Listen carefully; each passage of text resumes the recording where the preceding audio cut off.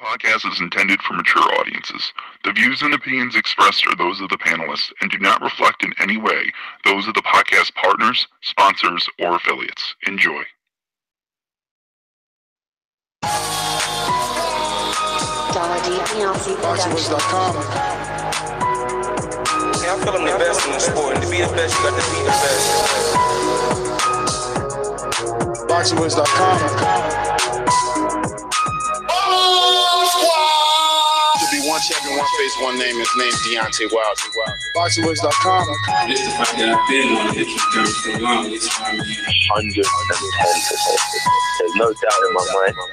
That fight will happen. There's no doubt in my mind. I'll beat Wilder as well. I'm scaring heavyweights each and every time. Don't you see it? You know, I am the most feared.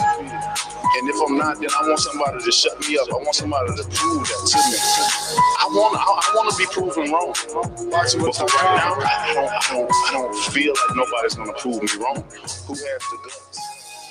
Welcome back, ladies and gentlemen, to another edition of the Boxing Voice Radio. I am your host, Nestor Gibbs. We are live. Remember, hashtag TBV podcast, wherever hashtags are used. We're going to be back talking some boxing. We got 5 hot button topics. I'm talking about sizzling hot. You all know that Canelo Alvarez tested positive. Well, he has been suspended by Nevada Athletic State Commission. So we'll be giving you the details on that, because now it looks like the fight between he and Gennady Golovkin may be in jeopardy.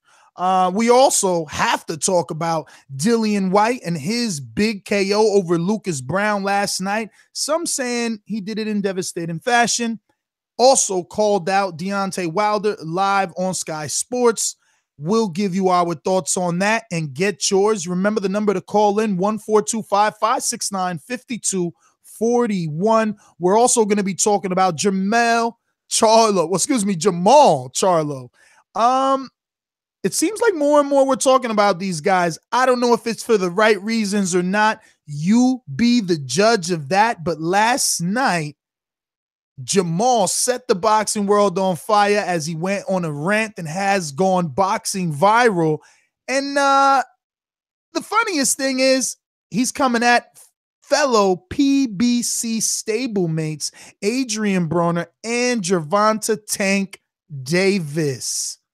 Oh, yeah, it's going down tonight. I'm telling you. Stick around. Remember, if you want to call in internationally or you just want to use your mobile phone and call in on Skype, remember, you can do so by downloading the Skype app on iPhone or Android markets, whatever phone you use. Download Skype. Add Nestor Gibbs. Must add us as a friend in order to be part of the conversation. Now, we also have to talk about Mikey Garcia and see where, you guys lie with this. Once upon a time, Danny Garcia didn't face a mandatory that, people wanted him to face. Then Terrence didn't face Sergey Lipinets, and Mikey faced him. Now Mikey is being told to face someone down the lines of a Victor Postal, Sergey Lipinets, another kind of unknown, and it's either face him or drop this title. So we'll let you know. Is it a senseless matchup? Should he move on, move up? I don't know. That's what we'll be talking about. But we can't forget his kind of nemesis now, right? His rival from the amateurs, Terrence Bud Crawford, has his fight back signed. We got a date, June 9th. I believe it's going to be conflicting with a PBC date. We'll bring you all the details. So let's head on out to our co-host so we can get this thing started. We're going to go out to the Hipster Hunter. ThaBoxingVoice production. This is a beautiful performance against a very tough guy in Michael Johnson.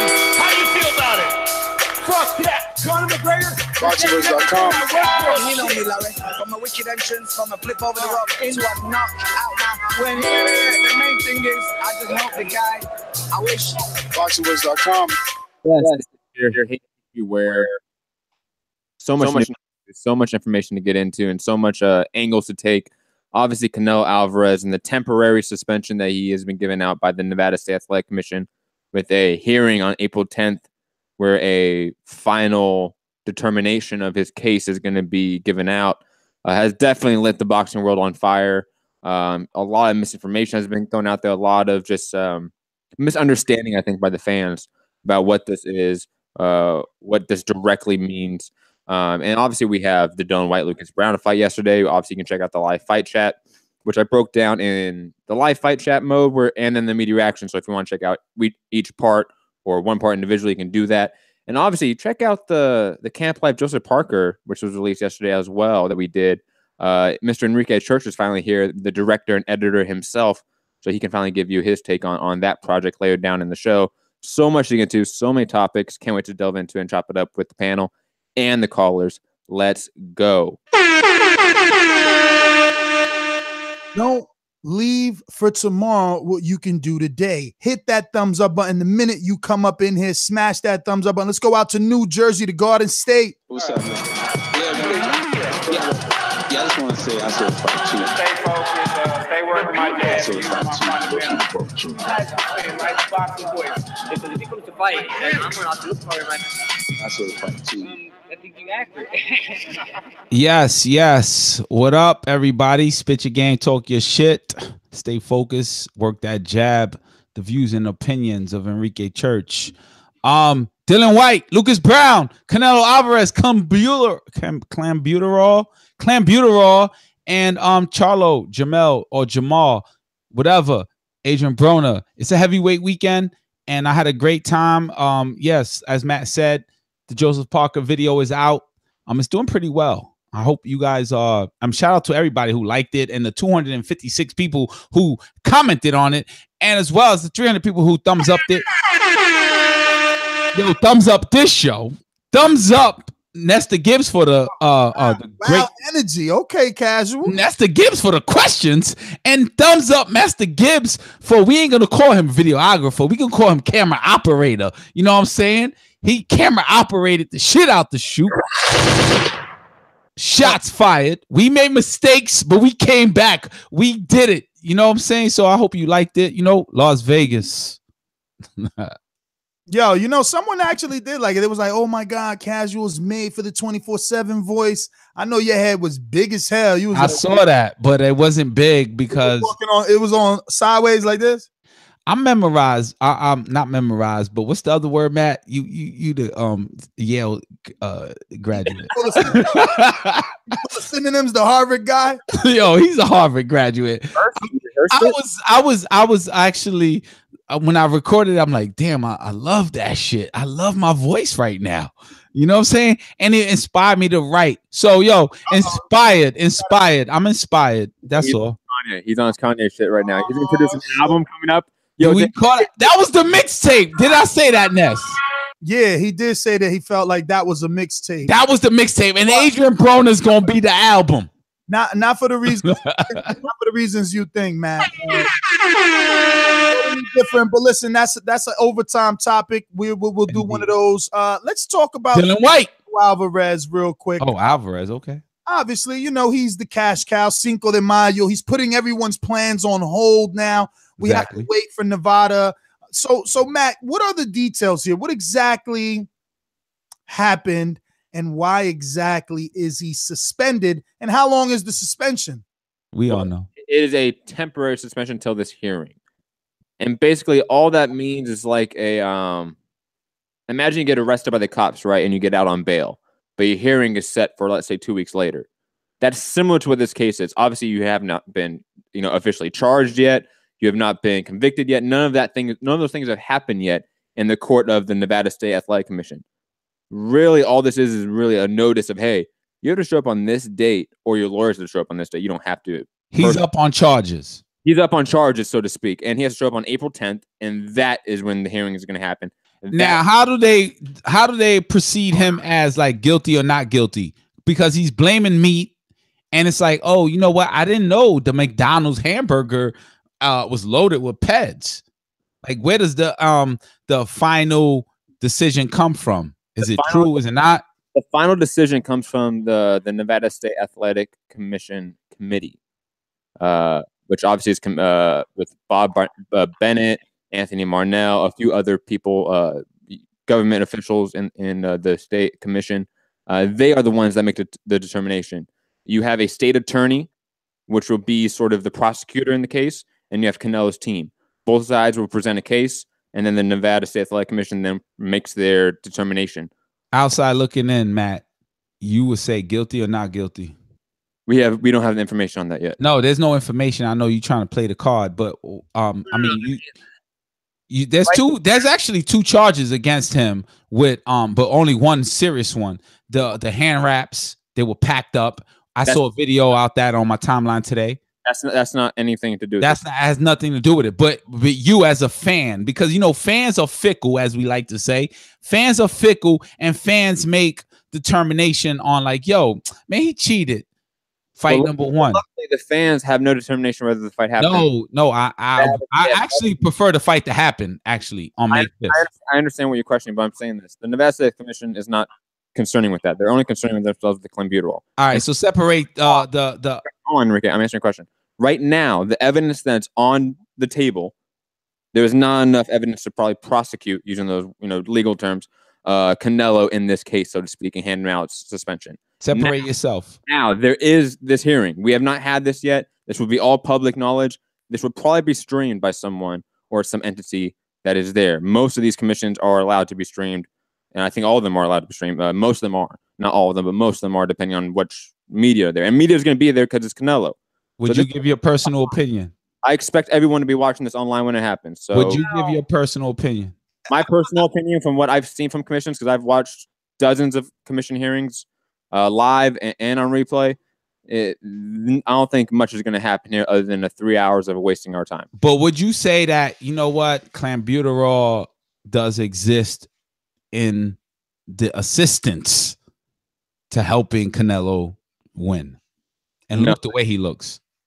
You can't make that determination with the evidence we have. I'm asking you because on YouTube, I'm on Instagram. Any post that Canelo puts up, the word clenbuterol comes up. That's amazing. That's great. No, my question is to you. Do you feel that he intentionally views and opinions? I'm just saying, though. My view is determined by facts and evidence. I have no evidence or facts to determine that yet. All right, put that aside. For clenbuterol, which is true. No, he wants you to just give an opinion. Obviously, I mean, how many times? Matt, Ness, give your opinion. Yes or no? You agree? You got the hand wraps and you got the clenbuterol. I'm as gullible as Mauricio Suleiman, man. Canelo's been testing, clean for a while, so I don't think there's any difference. All right. Well, the fans, I think, believe the fans. All right, views and opinions. Remember that. The fans, I believe, they think that Canelo Alvarez is clenbuterol Alvarez. Just to be straight, you know what I'm saying? Sure. The fans, not me, but I do think the hand wraps. I saw the video today. I'm like, damn, why they stacking it? Why they punching it? Ooh, they really want to hurt Gennady.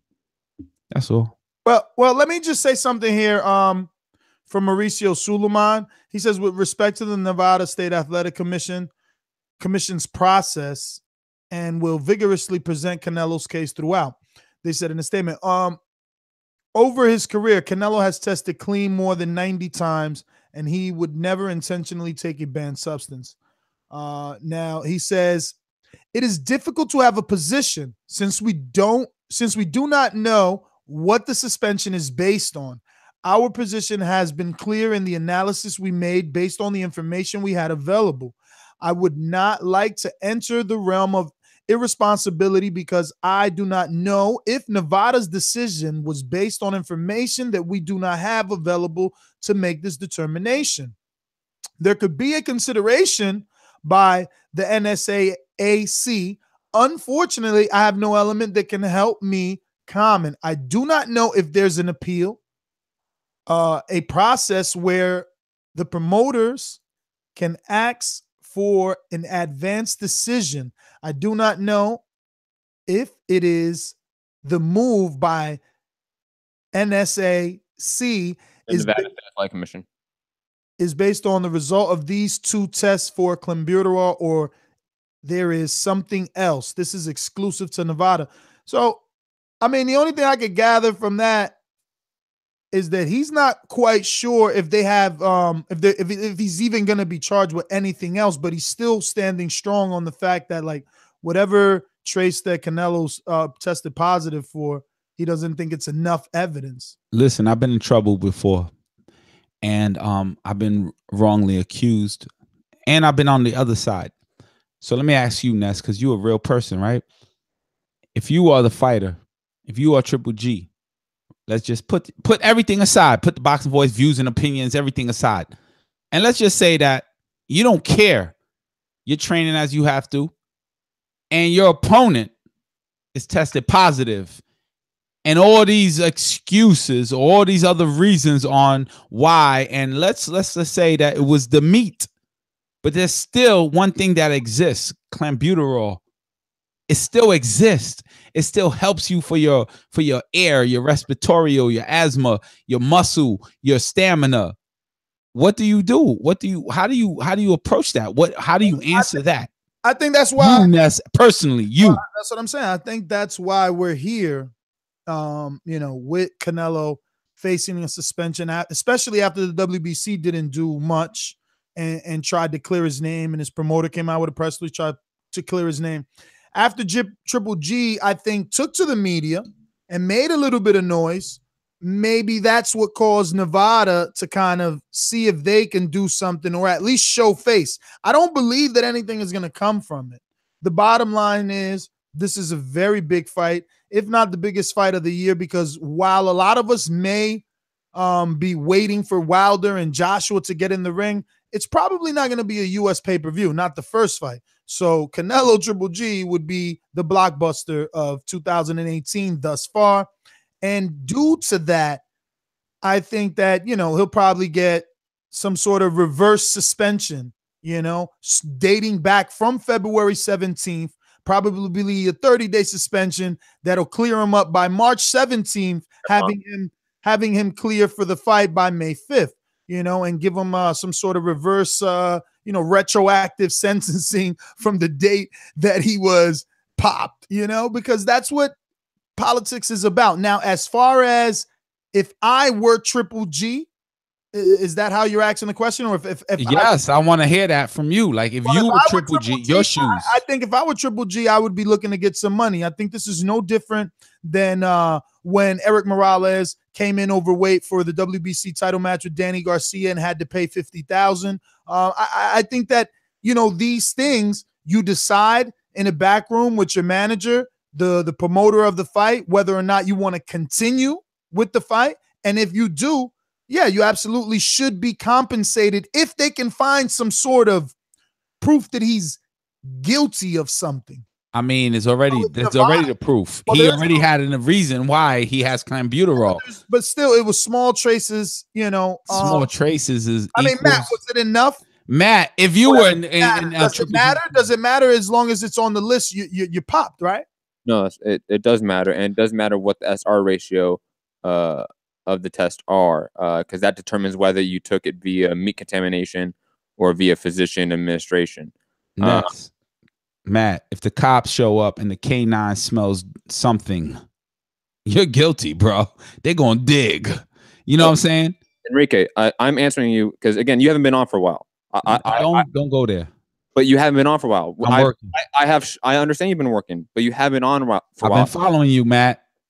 We are Instagram friends. We are Twitter friends. What does that even mean, Matt? Exactly. I'm following you, Matt. I know about the Charlos, Matt. I'm in the same group chat, Matt.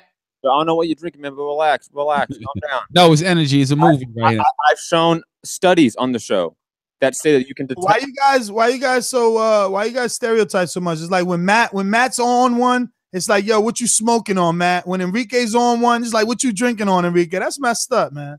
Okay. I've been smoking actually, but go. Go. That explains it, Enrique. We've talked about this, man. You're a drinker, not a smoker.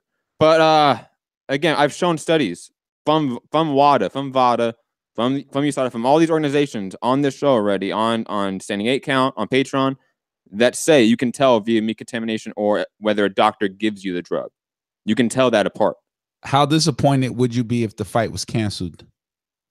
I wouldn't be disappointed personally. It would just be like, oh, I'll be more disappointed that we couldn't do our live show in Vegas. I would too. Chivas Fight Club at Beer House.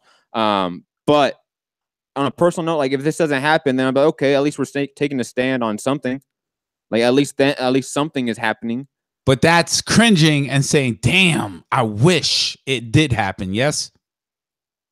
No, not really. Because if you want more, if your stance is we should clean up the sport, we should actually enforce PED regulation, then we should probably at least hold off on this fight.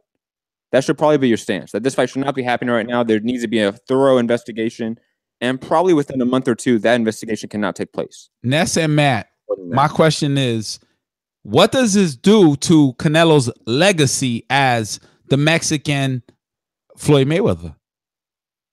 What does this do? There's a lot of cheating involved. There's the hand wraps. There's the clenbuterol. There's a lot of questions right now. Does it destroy his legacy? I think potentially it can, because unlike some other guys who are Mexican fighters who have popped, like let's say Eric Morales, he popped very late in his career. But let me interrupt you real quick. Eric Morales didn't get as far as Canelo. Canelo is at another level right now. Again, let me just answer your question instead of cutting me off. Canelo is in the prime of his career. Therefore, it does look a little bit different. It does. Especially if there is an actual suspension handed down.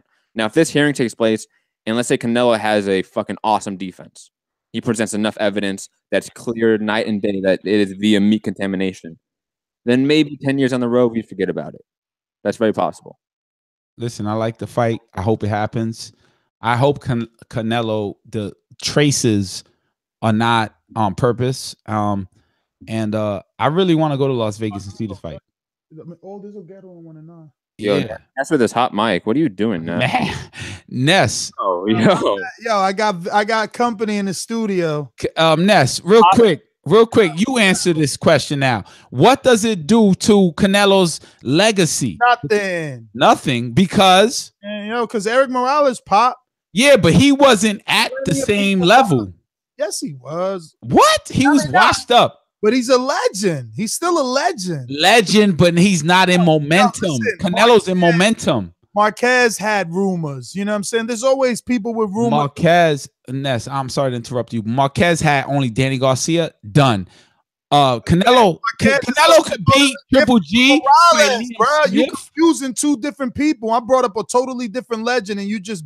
What did I say? Because it was Morales. What did you say? Who? I said Marquez. Marquez had no one to face after Pacquiao. What? I mean, I thought we was talking PEDs, bro, and the stigma or the aura, and doesn't damage legacy or taint. Yeah, because I'm thinking, and I brought up two legends who it didn't damage. Like, what more history or proof you want, motherfucker? Listen, you real good. You are real good. I know that. I got proof of that. That you are real good with boxing. But my thing is like this: Canelo could fight Triple G, beat him, right? And then the question, the drugs, the PEDs, the hand wraps, right? Then he could fight a Charlo, but he's still at question, right? And if Charlo beats him, they're like, yeah, that's because he cheated. Or he beats the Charlo. No question. Listen. We just went through this with you. Yeah, in your fucking head. I'm a fan. I'm outside watching. I'm looking in. You not in the fucking ring. Let me tell you something. We just went through this with Luis Ortiz and Deontay Wilder. He popped twice. Who? Popped twice. And ain't nobody talk about that. Luis Ortiz, man. He over here hooing like an owl and shit. I'm an owl right now. You know what I'm saying? Shout out to the people that don't know that he got popped twice. Matter of fact, shout out to the people. Yo, Eric Morales, hold on, Ness. Eric Morales, Danny Garcia, was that in Vegas, the second fight? No, New York City, Barclay. That was in New York, my bad. New York, they let Eric Morales pop 3 times before the fight and still fight. Yeah. That was before Magdamed, though. Yeah, true. All right, so that's all excuse. Canelo, he been popped. Other people been popped. He's a legend. He's great. He's deleted. That's all. If he pop again, he gonna be deleted. Shout out to Joel in the super chat saying this 20 is an incentive to kill Casual's Mike. Yo, what's your name? $20 Joe. Yo, Joe, go watch the Joseph Parker. The Joseph Parker Camp Life, bro. You watched it? You part of the 3,000, the 30,000. Shout out to you. Yeah. Commenting. I love you still. Yo, what you smoking on, Cashy? that lemon marinara. Oh my God! Don't tell me you still got them pens from Vegas. Yeah, man. I just Oh my God! That's hey Matt, that shit don't work. He over there. Yo, he had like a flavored vape pen. Yo, nah, it ain't even a pen. It's like in the tube. Put it in the pool. Yo, man, stop it, man. You pirate. No. You realize that? Delete it. Come on, Cash. Still got them pens. How is that even a pen? It ain't even a pen, bro. Let's switch it, right? Should we? I was gonna play. Joe, I got a t-shirt for you, by the way. But go ahead. Boxingfanapparel.com. Yo, Dillian White made some noise yesterday. HBO. Was it real? I missed the fighter, like a fighter being a commentator. I did miss that. But overall, the performance was solid. I actually went back and watched it, Matt. I know immediate reaction. Some people might, I don't know, peg me for being a bit cruel. I didn't think you were personally, but good. For who though? Because I know that when you said he looked perfect, I didn't agree. I'm hyperbolic. I'm hyperbolic. You know that. No, I got you, but I didn't agree. So you know the haters attacked. They're like, oh, how's he not look perfect? He's straighter than Wilder. And it's like, all right, bro. Get out of here, Mickey Mouse. He's very muscular. Who, Dillian? Yeah. Yeah, he was good. But that doesn't mean good. That's like wrestling body. That's not boxing body. I mean, he's got a boxing body, in my opinion, not physique wise. Physique is what I'm talking about. I know you are, but yesterday, I seen his boxing body. He's got boxing IQ. He's got a very good jab, very good disciplined jab, and he knows how to use it. He doubles it up. He lets his hands go, and he's a heavyweight punching in combination. Look, I mean, I said it before the fight. Lucas was 38. One fight one fight per year for the last 3 years. So, he did what he was supposed to do. What we wanted him to do here on this show was look as good as he did. He was putting it together well, but he finished it perfectly. That's how you finish it. He did so well, Matt. I know you criticize me for going long, but I just want to I always got to give you guys all the information, then have you, kind of give your thoughts on it. That being said, he did make enough noise to reach the desk of Deontay Wilder. Oh, and yeah, he did. He made it. You got the phone call or the text message? I mean, it's on Deontay's IG. He says, he has a picture of Eddie Hearn there, picture of Dillian White, and he says, it's like a caption for Eddie Hearn says, "We call out Wilder after the fight to take the pressure off of AJ," and then the picture of Dillian White under there says, "You trying to get me fucked up?" So Wilder went all Rastafarian on him. Oh, said, "Dillian, now tell me anything. Him can't understand why I'm now." Is Dillian White Jamaican? Well, they both of descent. I don't know what. No. Nigerian or Jamaican, but you heard Dillian yesterday. Hear me now. Yesterday, Dillian was like, "I'm ready." You heard all either Jamaican or Nigerian in him for sure. But anyway, Deontay said, "Son, what you want to do? What you want did? Blue eyes, Jesus, promise this time, me brethren." I have no fucking clue what that he followed up with Selassie.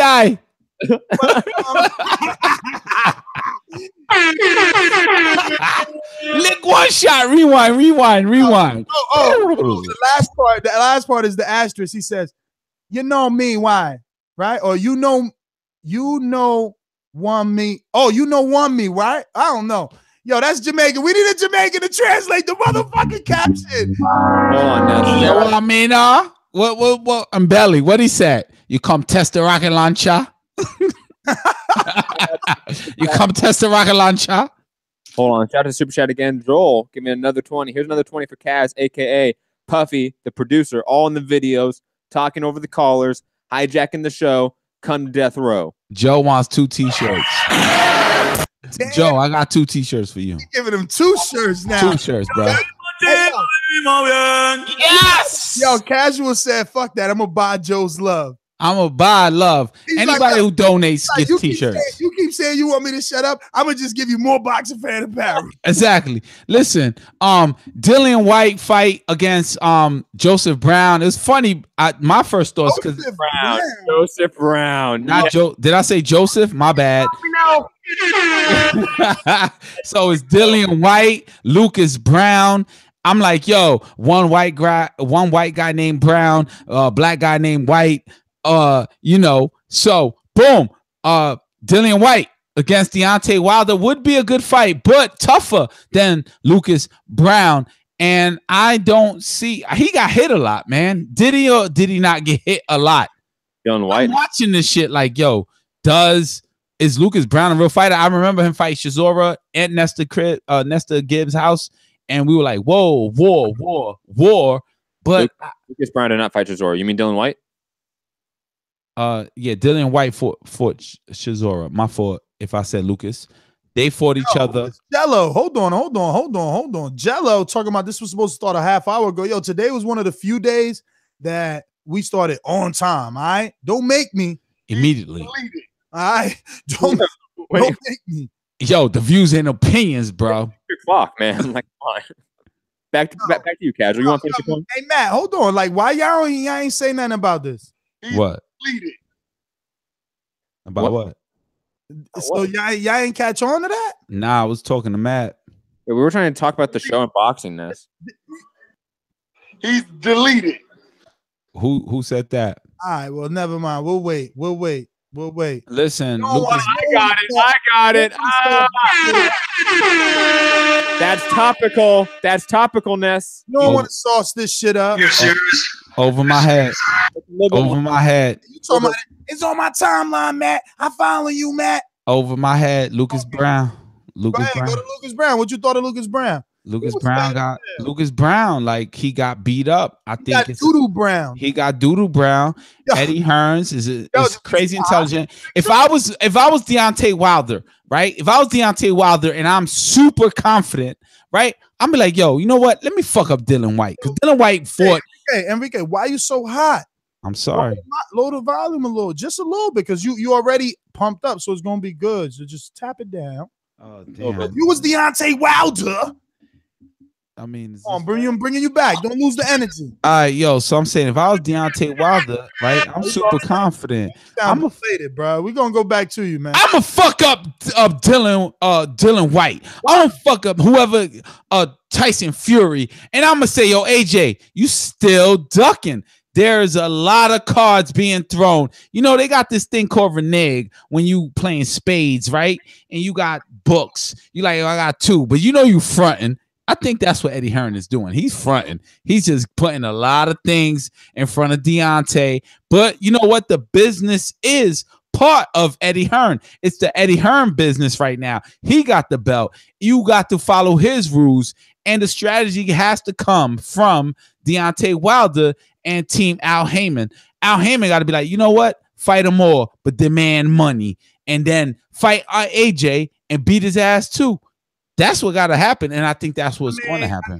I don't know. I might be wrong, though. That's me on the outside. Matt, I think that whatever he drank is very strong because he said Al Heyman. Yo, he's obviously on clenbuterol. I'm worried about. Yo, Al Heyman, isn't Al Heyman Deontay Wilder, man? Yeah, but he can't get the AJ fight for No, he don't get, but he's an advisor. Yes. But he can't get the fight. He could try and he don't get the fight, but he says, yo, my man, don't fall for that. Or he says, yo, do this and let them follow that. Right or wrong? Shout out to Eric Cruz in the super chat saying shout out to the hardest working team in the internet.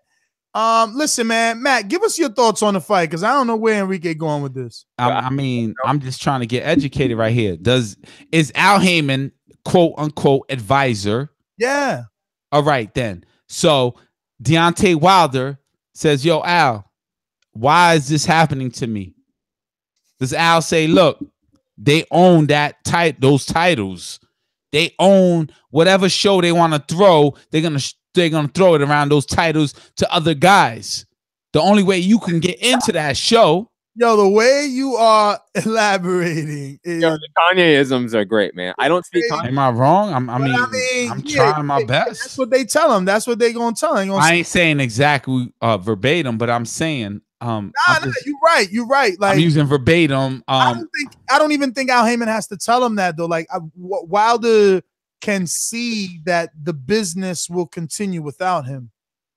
Exactly. But what about the fight, brother? Talk to me about the fight. Like, you going anywhere? What fight? What fight? Dillian White? My fight is always the next fight. So you could laugh all you want. My fight is always the next. Oh, so you fight. ain't really care because you worried about the next one. Yo, Dillian White. Did you watch it? Of course I did, man. He knocked out Lucas Browne. They spoke about the arm being behind the back. Don't turn him over. And then I also follow, I don't know what boxing IG posted Dillian White's comment like, yo, thank you for everything. I'm fine. I'm good. I'm going to come back. But not Dillian White, Lucas Browne. So my thing is like, all right, Dillian White called out Deontay Wilder. I think Deontay Wilder should take it. I think Deontay Wilder will hurt him. I think he could knock him out. And I think he could also knock out Tyson Fury. So what is there next? Well, Enrique, you keep saying, I think Deontay Wilder should take it. It's not up to him. Don't you understand that? Like to fight. All right. So hold up. Stop right there. So it's not up to him to say, yo, I'll fight Dillian White. Well, hell yeah. He could accept that one. Okay. That's what I'm saying. So if he's like, he should see that fight and be like, yo, I'm gonna bust his ass. You said Al Heyman could get him Anthony Joshua. Nah, you're right. I jumped the gun and you're also jumping the gun. So I say to myself, like, all right, so what if he does take the Dillian White fight, right? And knocks him out. But before the knockout, does he say, yo, I'm gonna take this fight, but yo, I don't want this amount of money. I want more than that. I want this. That's your fighter. Does that work? Does it not work? I mean, Enrique, I feel like you ain't been following, but yes and no. Yeah, yes and no means I've been following. Both the public and Wilder have been asking to have Dillian White's fight attached to a Anthony Joshua. Exactly. I remember that. But I feel that team, right? Eddie Hearn will become like, all right, cool. You beat Dillian White. That's why he wants it in contract. But also remember, yesterday after everything that transpired, Eddie also said that, Wilder needs to take the fight before he's forced to take it, because remember, Dillian White is the #1 WBC. So it's going to be between him and, let's say, the top three, Brazil and whoever's number 3, on who gets the mandatory status. But Eddie Hearn's already in the media talking greasy. It looks like he's already spoken to Mauricio. You never know. And it's all boils down to sanctioning fees. So whose fight is the bigger fight? Is it Dominic Brazil versus Deontay Wilder, or is it Dillian White versus Deontay Wilder? Dillian White versus Deontay Wilder, to me, is bigger financially, which means a bigger percentage financially for the WBC, hence mandating that Dillian become the mandatory for Wilder. Now, that is all hypothetical. Yes. Yo, but it sounds real, though. Ladies and gentlemen, you heard it here first on ThaBoxingVoice.com. The first fight will not be against Brazil. It will be against Dillian White.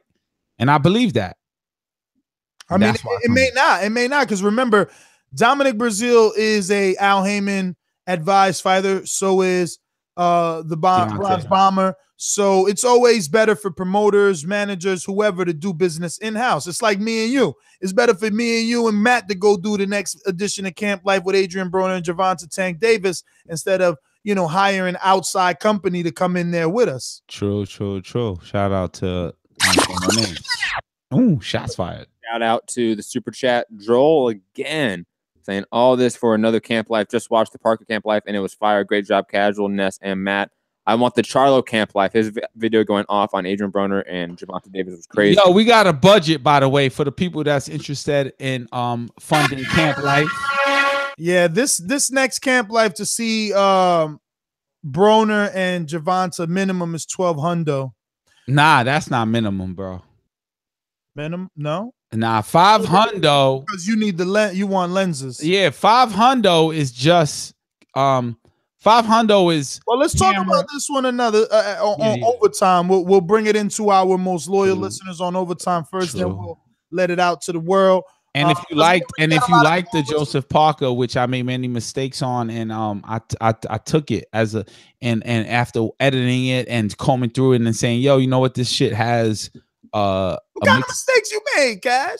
You know, we didn't have audio, but you know, although everything else is good, they don't even know the pressure you was under. They don't even know the circumstances. They don't know the situation. They don't know the left and the right. They only know like they wanted something. Went south at the last minute. Like, yo, that's cool though. You know, Matt texts me like, yo, I love that shit. I wish we had more days. You know what I'm saying? That's dope. But that's crazy. Matt a little, he called me like, yo, did you see Cash's camp life? I'm like, yeah. He like, don't lie. He's about to lie right now. No, go ahead, Matt. I mean, go ahead, Nez. Spit it out. I've never talked about the camp life video. Spit it out, Nez. Spit it out. Yo, I'm like, he like, yo, did you see Enrique's camp life? I'm like, yeah. He was like,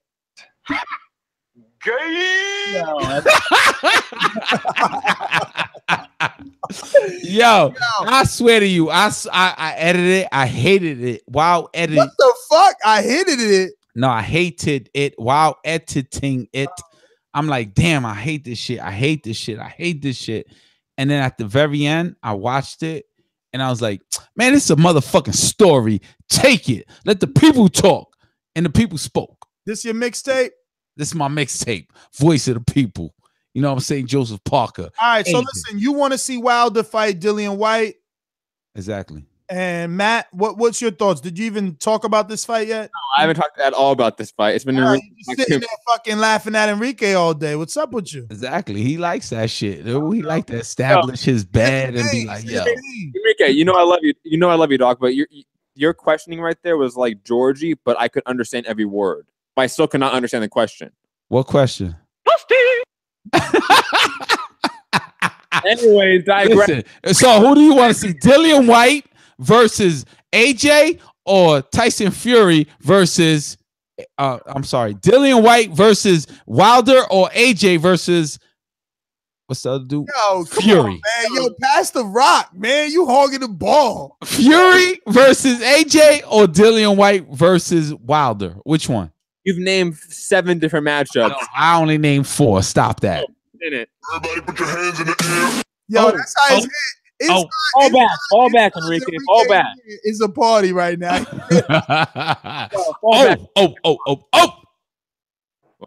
Okay. Go ahead. Let Matt tell us how the fight was for him. Damn, Enrique. Because Enrique didn't even talk about the fight, really. I'm going to talk about the fight. Dillian White.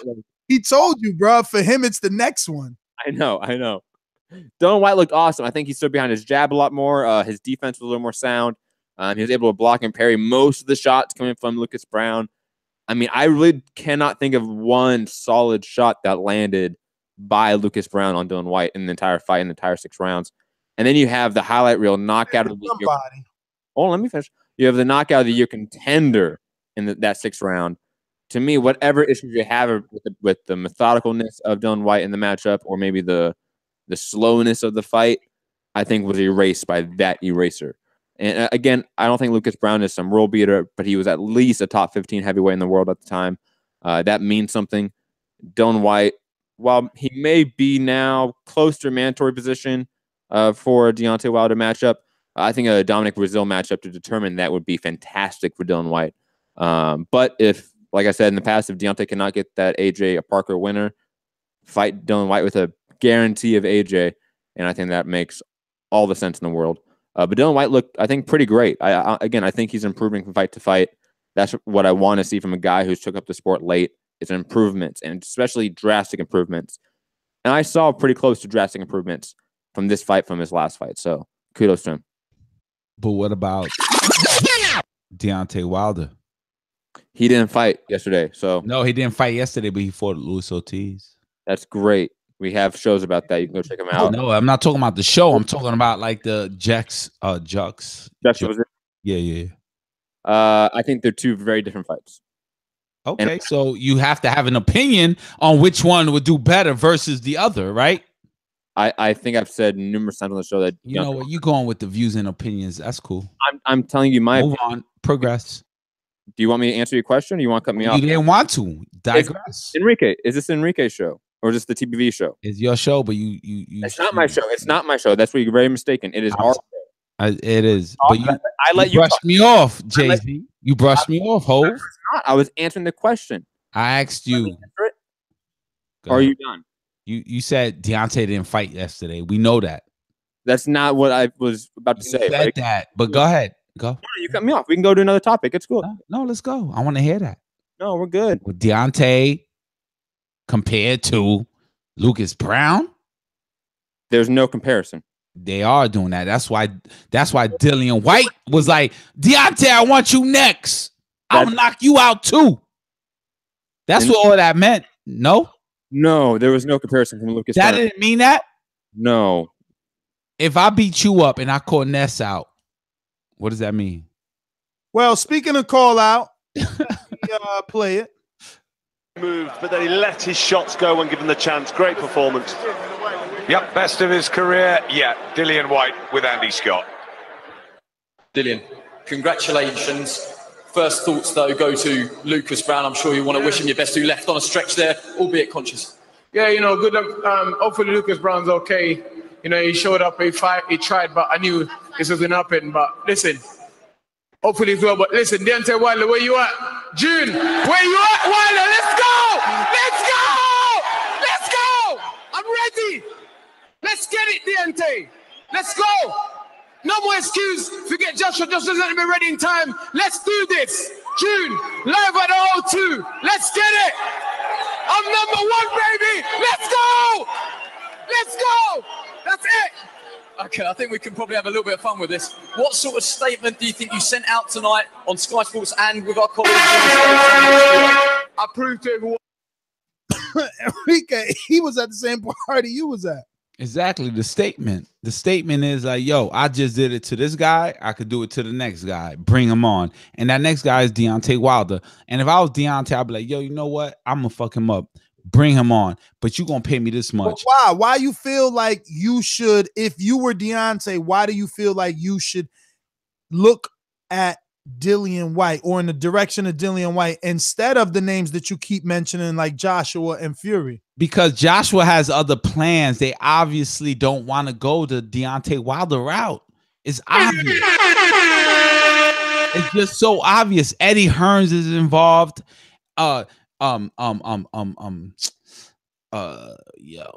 Tyson Fury's name is being thrown out. Yo, if he jumps in, he's gonna be the guy. You know what I'm saying? There's just too much happening for AJ right now that does not include Deontay Wilder. They're throwing Eddie Hearns is saying, yo, you want AJ? Fight this guy. He obviously has the upper hand. Don't forget Anthony Joshua saying, yo, you want this fight, accept the terms, or freeze out. Exactly. So this is too much. And there's belts. Like, we hold belts. Belts are what makes us great, right? Not us, but the fighters. So don't get confused as you being great. You don't have a belt. You know what I'm saying, Matt? Oh, Ness. So I got a belt. You got a belt twice on Border Wars. Yo, my knockout was pretty good, by the way. So anyway, only Enrique would take credit for disqualification. What the hell? Yo, the dude quit. What are you talking about? He quit. He was like, I don't want this. No, I mean, I don't know if you noticed, but the referee said disqualification. The referee. Okay, get back on topic. Don't worry. So the topic is AJ is being offered other things versus having an opportunity to take all the belts, the unification, right? While the title holder of 2 belts, which is crowned the king of UK, watch the throne, AJ, Anthony Joshua, is saying, yo, before I fight you, I'm fighting everybody else. The bottom line is, yo, I think Deontay Wilder should fight everybody they throw in front of him, beat them, but take money, more money. Say, yo, I'm fighting the guys you offer. All right. So pass the ball a little bit because he brought up a good point, right? We've seen the numbers already, Matt. They're sticking with $4 million. He said he'll give him $3 million plus TV money, which is something like $4 million. Then you got Dillian White saying, Deontay, June 02. Come on, I'm number one. So he obviously thinks he's the A side because he's calling arena. His promoter's calling purse. And the fighter's also calling date. For Deontay Wilder to be the champion B side in the eyes of Eddie and Dillian, should he accept the $4 million? You and I don't know the math. Maybe you should investigate that. You know, put your little back in the day, whatever the reporter used to put in his hat, and find out what's the taxes going to be like, right? Because some of these American fans are saying like, oh no, they only want to give him 4. He's going to get taxed 40% of that, 50% because he's in the UK. We don't know, so we can't repeat that. So really, you know, $4 million, is it enough money at this point? And especially, do you take 4 after that's what they offered you the last time and you already denied it? Now do you go back with your tail between your legs and say, yeah, give me that 4? Yo, but that's the thing, right? They're making Deontay. I was warming it up for Matt. Like slow. I know, but I was going past the ball to Matt. Soundbite, slow down. Yeah, but look, that's the thing. They're making Deontay the green belt WBC champion. The B side. Are you done, Enrique? Because you've been talking this whole show. You want to let others? Matt trying to go at you. He's jealous, man. We having a conversation and he's getting jealous. He want to have a showdown live on air. He's not happy. He's not happy how you acting. And I'm yo, shout out to everybody. I'm gonna hit a thumbs up right now, live on the show. We at 121. I'm gonna go 122. I see 123 on my. Yeah, that was me because 2 people hit at the same time as me. Another person. So yeah, Matt, don't do that, Matt. Understand, Matt, that I'm just trying to be the person on the outside looking in. I'm not the guy in the conference room. I'm on the streets. I'm watching the fight. I'm buying the ticket. Yo, basically, Matt, he's telling you. Why so serious? Like, you know, come on, lighten up, B. It's a boxing podcast. Matt, if somebody directs you in one direction. Enrique, why you keep cutting them off? My bad. I'm going to quiet down. Let him eat. Yo, it's a 3-person panel. If you want it to be a 2-person panel or a 1-person panel, Enrique, you can always start your own podcast like I do. Oh. Yo, they in each other's feelings today. Watch this, though. Watch this, Ness. Remember Canelo Khan, Matt signed off? I wasn't even on the show for that. What you was on one of them shows where you signed off. I remember you with the hat on. Let him talk. Yeah. Let's go, Matt. Let's go. You need to sober up, get some coffee in you. It's okay. Coffee. I don't even know what we're talking about anymore, to be honest. Are we still on this? Tekashi 6ix9ine on the Breakfast Club. We talking boxing, bro. We talking Tekashi 6ix9ine on the Breakfast Club. Exactly, Charlemagne. The epic interview. He said it was going to motherfucking be the biggest viewed interview, and I bet you it already is. When I watched that shit was on 22,000. Oh, and when Enrique Church come on the show, the shit go high. Yo, Kaz, as soon as I shared it with motherfucking Matt, he clicked it. That shit said 1.9 mil. I'm like, damn. No, Matt, don't be bitter. Matt, join the team. Matt, join the team, Matt. I just want to talk. You are not outside waiting in the car. Let's go. Matt, lead it off, man. Matter of fact, I got what we're gonna talk about. I'm gonna help you guys because you guys are bugging. You guys are mad at each other. I'm gonna fix it. Here it goes. Where is that? I'm not mad. Around here. I put it around here. Ready, set. Shh. I'm looking at him. Y'all motherfuckers coming to see me fight. Woo! Ain't nobody coming to see Adrien Broner fight. Woo! I didn't want to be on that fucking card. You who? I want to be on that fucking card? No, I'm being real. I don't want to be on Adrien Broner card again. The last time I'm a curse to Adrien Broner. Every time I'm on his fucking card, he lose. Then it'd be like Hispanic versus black, and I'm fighting the Hispanic. I still do what the fuck I gotta do, but this motherfucker don't do what he gotta do. The main event look like shit. The card don't get no recognition. No, I don't want to be on fucking Adrien Broner's card. I'm sorry. I'm just speaking facts. I don't care where I'm gonna still make my fucking payday, regardless. I ain't taking nothing less. But who they got? Tank. Little nigga ain't fought nobody. He with Mayweather, ain't fought nobody. You feel me? Stop playing with me. I get all the little talk this, talk that. Y'all go follow that nigga. Go ahead, Matt. Your reaction. And then there's you, feel me? Fuck what they talking about. I'm still looking at the comments. You did. At him. If Adrien Broner don't win this fight, guess what happened to his career? He's deleted. See? Deleted. This little fat tank motherfucker think he got it his way. He think he Mayweather. I read the tweets and the comments and the shit come on. They say, oh, he's mad because they moved me to the card that him and Adrien Broner are supposed to take over. Well, I'm sorry, nigga. My opponent got a broken rib. I got to fight him on your card. That means your TV time get cut short. You better knock your boy out because I'm going for fucking senseless, whatever his name is. Stop playing with me, nigga. He's deleted. Every time I see you in public, you ain't really about that shit. You stuttering, slow, dumb talking motherfucker. I fuck with Baltimore, so nigga, what? It is. It is. Me, little nigga, because you will never be Floyd Mayweather. And I'm tired of these niggas fighting like this. Hold this, D. Let me hit the pads, Coop. Come here. Wait, how do I do the thing? Right there, that's it. Wait. I missed it. Right here. Come on, Coop. Damn, what he doing? Nigga, only Floyd was able to do this. Fast minutes, like like that shit. Like the Floyd shit, you know. This all the niggas doing. Move the fuck out of here, man. You feel me? Look, it is what it is. You can't do that shit in person.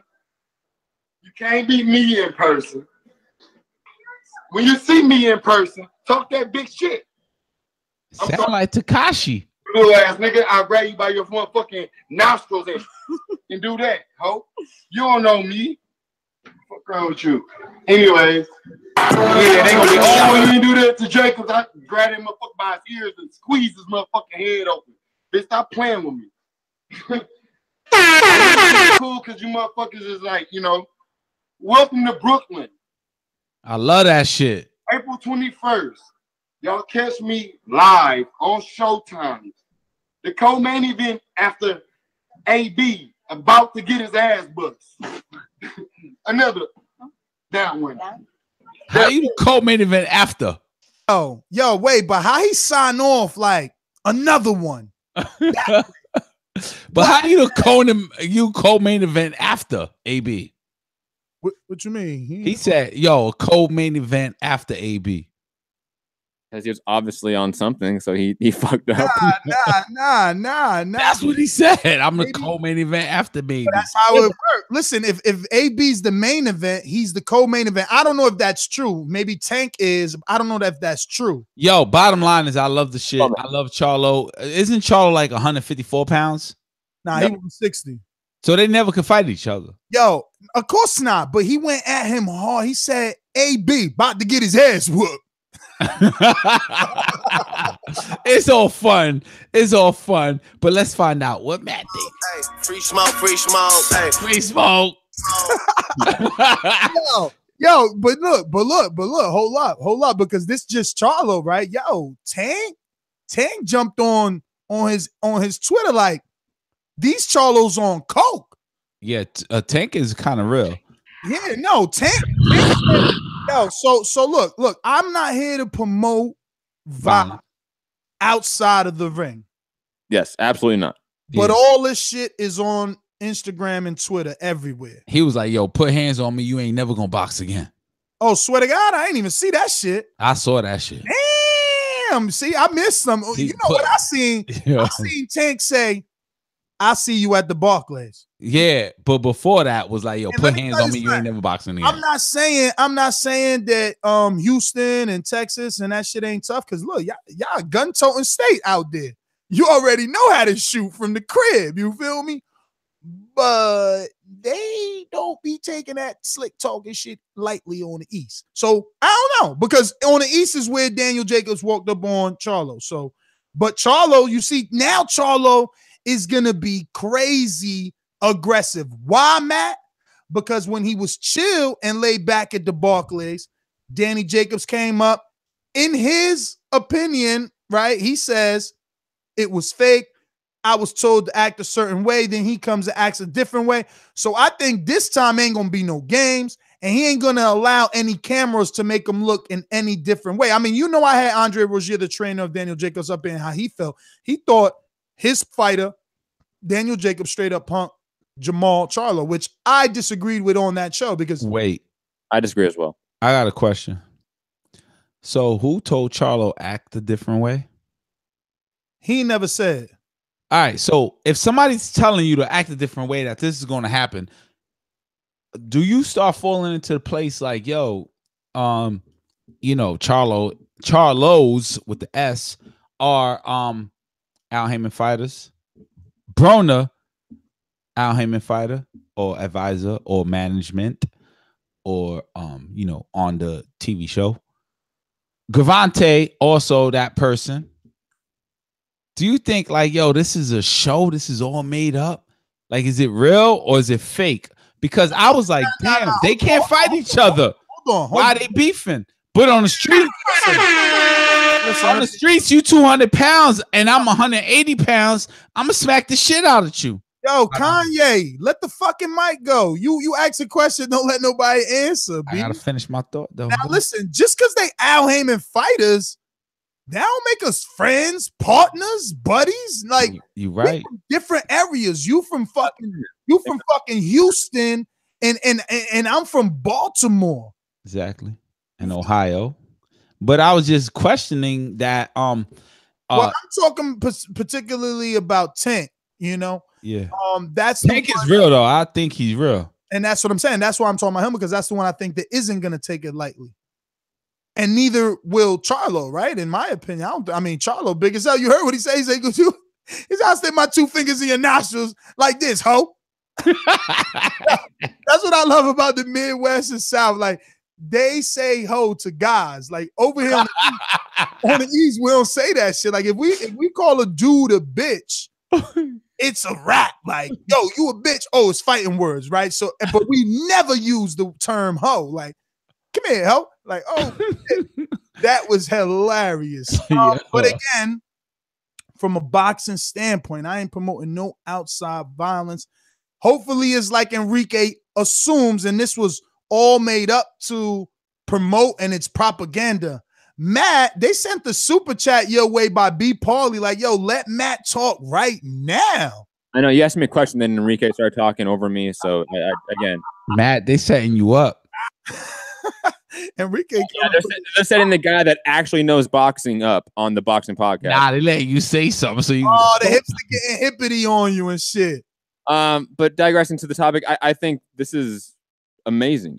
Whatever the net effect is, it's positive because this went viral. This went on every boxing channel. This went on every boxing group on Facebook.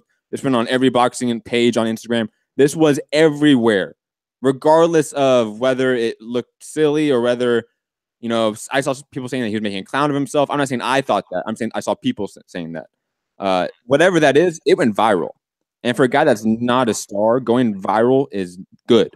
That is good for your brand, regardless at this point. We see that in the new age media. So I think he talked that shit. I hope we get a part 2 of this, maybe when like backstage, like we have with Jacobs, because that will go viral, if not even more. So my favorite thing this weekend that went viral was like this, like it sounded like this, like Las Vegas, but then that followed the Charlos. Yo, you gotta say more than that, because there's only like 10,000 people watch that. So he thinks he gonna say the word Las Vegas and everybody gonna like, oh yeah, the Joseph Parker Camp Life documentary. Well, then fill it in. See, everybody know that's Bad Bunny. Like, you gotta get more familiar. But what I'm saying is, like, when I said Las Vegas, I was like, damn, this shit is shooting up. And then feeling yourself, because you text that to everybody. So a lot of people must have told you, like, yo, that was dope.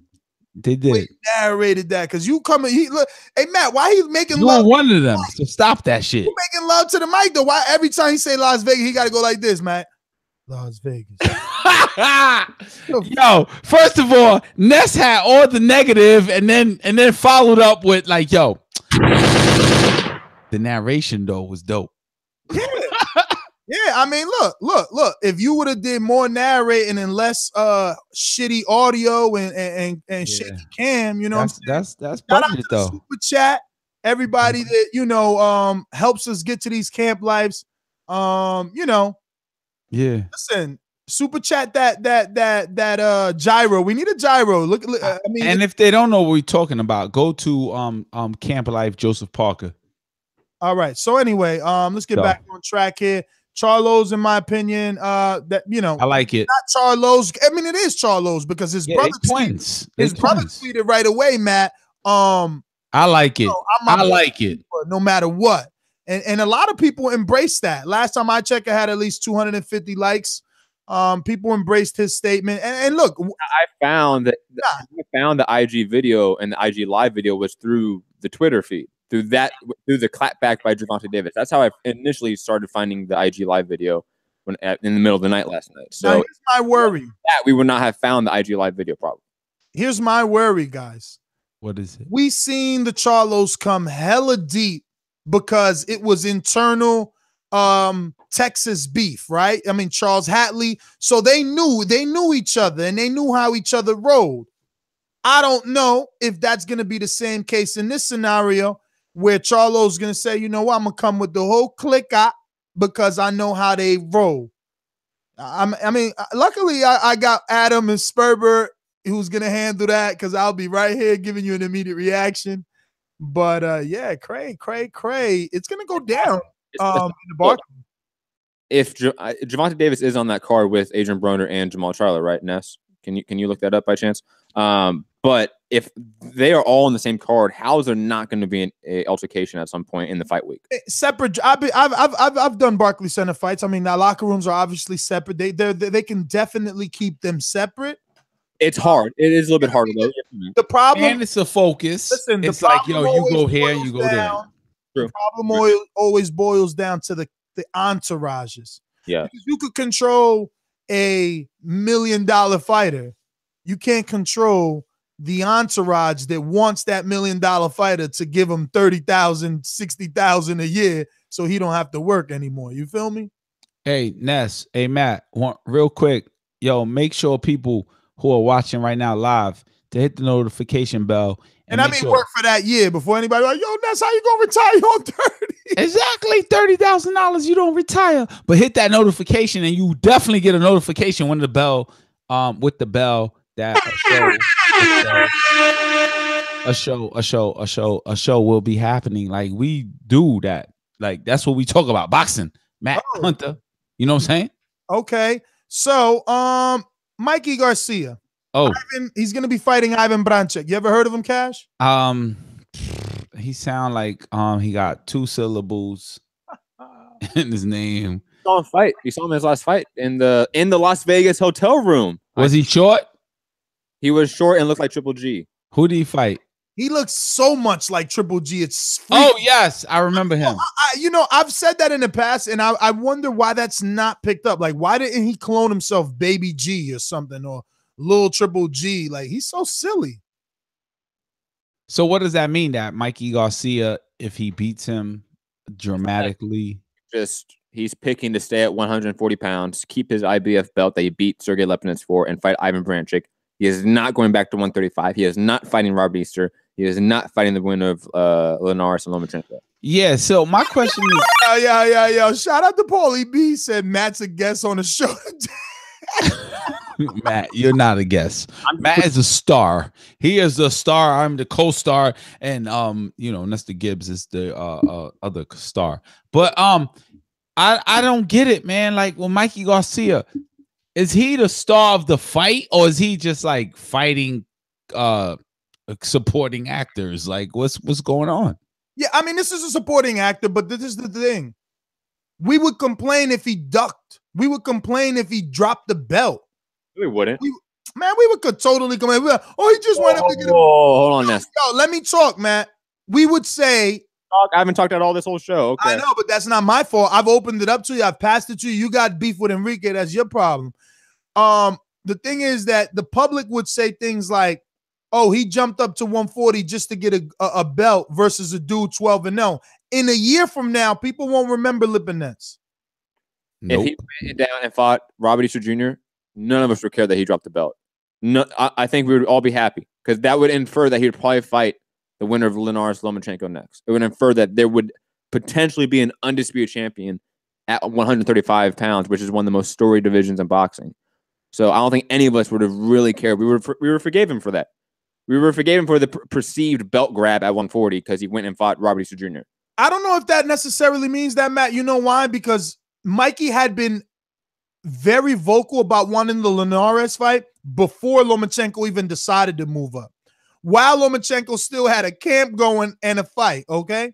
So it was obvious to Mikey, who had already been talking to Golden Boy, who had already offered him Miguel Cotto. So they've been talking, and I'm pretty sure he knew already he wasn't getting Lainez, and that's why he moved up to 140. Agreed on that. Right. So don't say because he beats Robert Easter, all of a sudden he'll get the fight. He won't. It doesn't necessarily mean that. I think that's a mute point. That's not the crux of my argument. My argument is that Robert Easter Jr. fighting him means so much more than fighting fucking Sergey Lipinets and Ivan Baranchyk combined that we would have forgave him for 140 because he fought Robert Easter Jr. in my opinion. Well, when you stated that before, you based that on, if he fought Robert Easter, we would be okay because we would assume it would lead to Lainez Lomachenko winner. Remember you said that. Maybe I phrased it wrong where that became more of a crux of the argument, but that was not the crux of the argument. I felt like that being said, I will still disagree that Robert Easter, who in his last 3 fights, the fight fans, not Nestor Gibbs, but the fight fans have been saying he's looked bad. I'm going to totally disagree that you're going to say that the majority of the public is going to be mad at Mikey because he decided to stay at 140 and drop the 135 belt instead of going down and fight Easter. Well, I did a show on this solo this week, and a lot of the live chat, a lot of the comments have been negative against Mikey, have been, you're ducking 135. It may not be Robert Easter, maybe Lainez, maybe Lomachenko they're talking about, but ducking 135 is what I've been hearing a lot of. I agree. Or when you add on that he's been talking about Earl Spence a lot. I agree. Like, hey, you've been talking about all these welterweights, and now you're staying and fighting fucking Ivan Baranchyk. I agree. Who else called? That is the Earl Spence haters, okay? Not wait. Earl Spence lovers, right? Let me tell you something. The Earl Spence lovers are mad that Mikey came out and said, "Yo, I want to fight Earl," so they get on his comments. You know how it go. You know how it was this weekend. Some fighter tweeted, "Mikey Garcia is not that tough." Who is that? I don't know. You tell us. He didn't say those words. But damn, you gonna paraphrase and not know who it was? You might as well say Enrique Church said it. Yeah, I did say it, but I'm saying like somebody was tweeting Mikey Garcia. It might have been Earl Spence, but it's somebody else. No, Terrence Crawford. Terrence Crawford was tweeting Mikey Garcia all weekend long. Yes or no? I don't know about all weekend long, but Terrence Crawford definitely said he did at one point. He rebutted, or to a interview Mikey had. I believe we talked about it on the Thursday show. All right, well, it's Sunday, so let's talk about it right now. What did he say? He talked some shit. I don't have it in front of me. All right, so let's move on. Get your late ass out there talking about let's talk about it right now. Nobody want to talk about it. All right, cool. We can't talk about Crawford because his fight is back on, and that's a good thing. That's a good thing. He's but there's beef. I seen someone said post the video. Listen, if you want to see the video, Charlo, we have it on our YouTube channel. Just head on over to youtube.com/ThaBoxingVoice. Yeah, so Terrence Crawford, Jeff Horn, their fight is back on, Matt, and it's on June 9th. So what PBC card is that conflicting with? I'm hearing it's maybe the Leo Santa Cruz Abner Mares rematch. Yeah, it is conflicting with that card. Fucked up. You see that? Now, how is that good promoting? If you're Bob Arum, how are you giving your A side in Terrence Crawford the best ability? Or is it two different like regions and demographics? Because Crawford is going to Vegas, right? Yes, Crawford, Horns in Vegas. I like that. They're going to pull, man. Leo and Abner are going to pull. They're going to stay in LA. I believe so, and they are going to pull. But I will say this: network-wise and like for the ratings purposes, ESPN should beat out Showtime. It should. Let me ask you a question from a fan point of view. What fight do you watch? I mean, fights usually start typically 9:30, 10 o'clock. Point of view, you DVR it, my man. No, I mean, I DVR, but I still sit down and watch one fresh. Which one do you watch fresh? The more significant one is Crawford Horn. Crawford Horn. Thank you, Matt. And then you go immediately to your DVR and watch Abner Mars, Leo Santa Cruz. Okay, so there ain't no loss. Bob Arum knows what he's doing. PBC know what they're doing. And now it is a loss. It is a loss because let me tell you something. No, DVRs count, bro. All right, brother, you did speak. Allow me to at least say my point. So talk. My point is the Abner Mars, Leo Santa Cruz may not get watched because it went on DVR. Now, if they count DVR just by recording without viewing it and hitting that play. Very quickly, Ness, before I want to add something to your point because we forgot something very important. This will not be on the ESPN channel. This will be on the ESPN streaming app. That is going to be new, and it's going to be about $5 allegedly. So that it does actually change some stuff. Maybe again, if this was on regular ESPN, I think we would all agree that Horn Crawford you're speaking of. Yes, Horn Crawford. $5 to watch. I wasn't happy to hear about that, man. And I'm not watching it. I'm not watching it. Info on that. I'm not watching it. Now I've heard conflicting things. I'm not watching it. I heard the app is going to be $5, so it's like a $5 one time. And it's going to. I have the app right now, and I hear it's going to replace that, and it's going to be like ESPN's new like Netflix, so to speak, because now everyone's making their own Netflix, like Apple and Disney. Exactly. So I think that's what it's going to be, a $5 one-time payment. Or YouTube, $12. So I think it's going to be something like that. But again, we don't have enough knowledge on the situation yet. But again, it will not be on the regular ESPN channel. So you don't sound happy then, right? I mean, I guess from look, you're a podcaster. Are they doing a good job with Crawford and this fight? Because I hear he's not even hurt. I hear he pulled out because the tickets weren't even selling. I have nothing to substantiate that with, so I won't go along that conspiracy theory. But I will say this: you haven't heard anything? No, nothing from anyone credible. And just to put that out there, I think they have done not necessarily a bad job of promoting this, but there's really nothing like there's no wind under the sails. I feel like there's no one that has ever spoke about Crawford versus Browne. What's his name? Jeff Horn. Horn. No one has ever spoke about Jeff Horn versus Terrence Crawford besides the boxing voice. I never heard and I never saw a IG post or a Twitter post with Terrence. What's the guy's name? The promoter. Bob Arum. Ralph on Skype.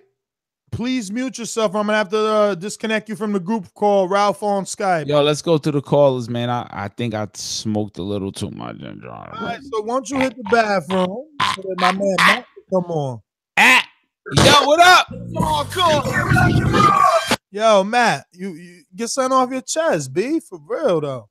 Well, I've been talking these. All right, you feel let back in? Yeah, and also it's a topic that's not like a huge topic, like the fights rescheduled. No, I'm just saying. I think it's been little to no promotion so far, but then again, we're months out from the fight. It was rescheduled. I'm not surprised there aren't a lot of marketing dollars for this event at this point, but hopefully there will be because this should be a heavily promoted fight, especially if it's going to be launching this new app, this new streaming service for ESPN. They better put some fucking effort into it from the network perspective. Well, they were putting effort, yo. How? Get over here! You know, we clown Matt. Excuse me. Whoa. We clown Bob Arum. But he was right. About? He walk with me. Walk with me. I'm walking. I'm there. He said Dorothy, Toto. He said Crawford and he said Horn. Okay. He said, this is my future. So let me put him in this title shot here. But he said, let me strengthen this because right now you feeling a certain type of way. Enrique already said, I'm not watching this. I'm not buying that shit for $5. There's going to be thousands that decide they don't need another fucking app on their phone. And there's going to be hundreds of thousands that are 35 to 40 that don't even fuck with apps on their phone. But guess how we make the money? I don't know. How do we do the reaction show? You're ruining my. I don't even know where I was going with this, dude. Go finish. No, I really don't know now. You were going there. You were like, "Yo, Enrique said he not buying the $5." Shout out to the Enrique voice. Let's get hyped. No. He's right. So yeah. So due to that, Bob said, "Let me fucking put a legend on the card, Pacquiao Alvarado." And then Pacquiao acted all bougie, like, "Oh, I'm too big to be on an undercard." But he needed this for Crawford, because one thing Enrique said tonight was right.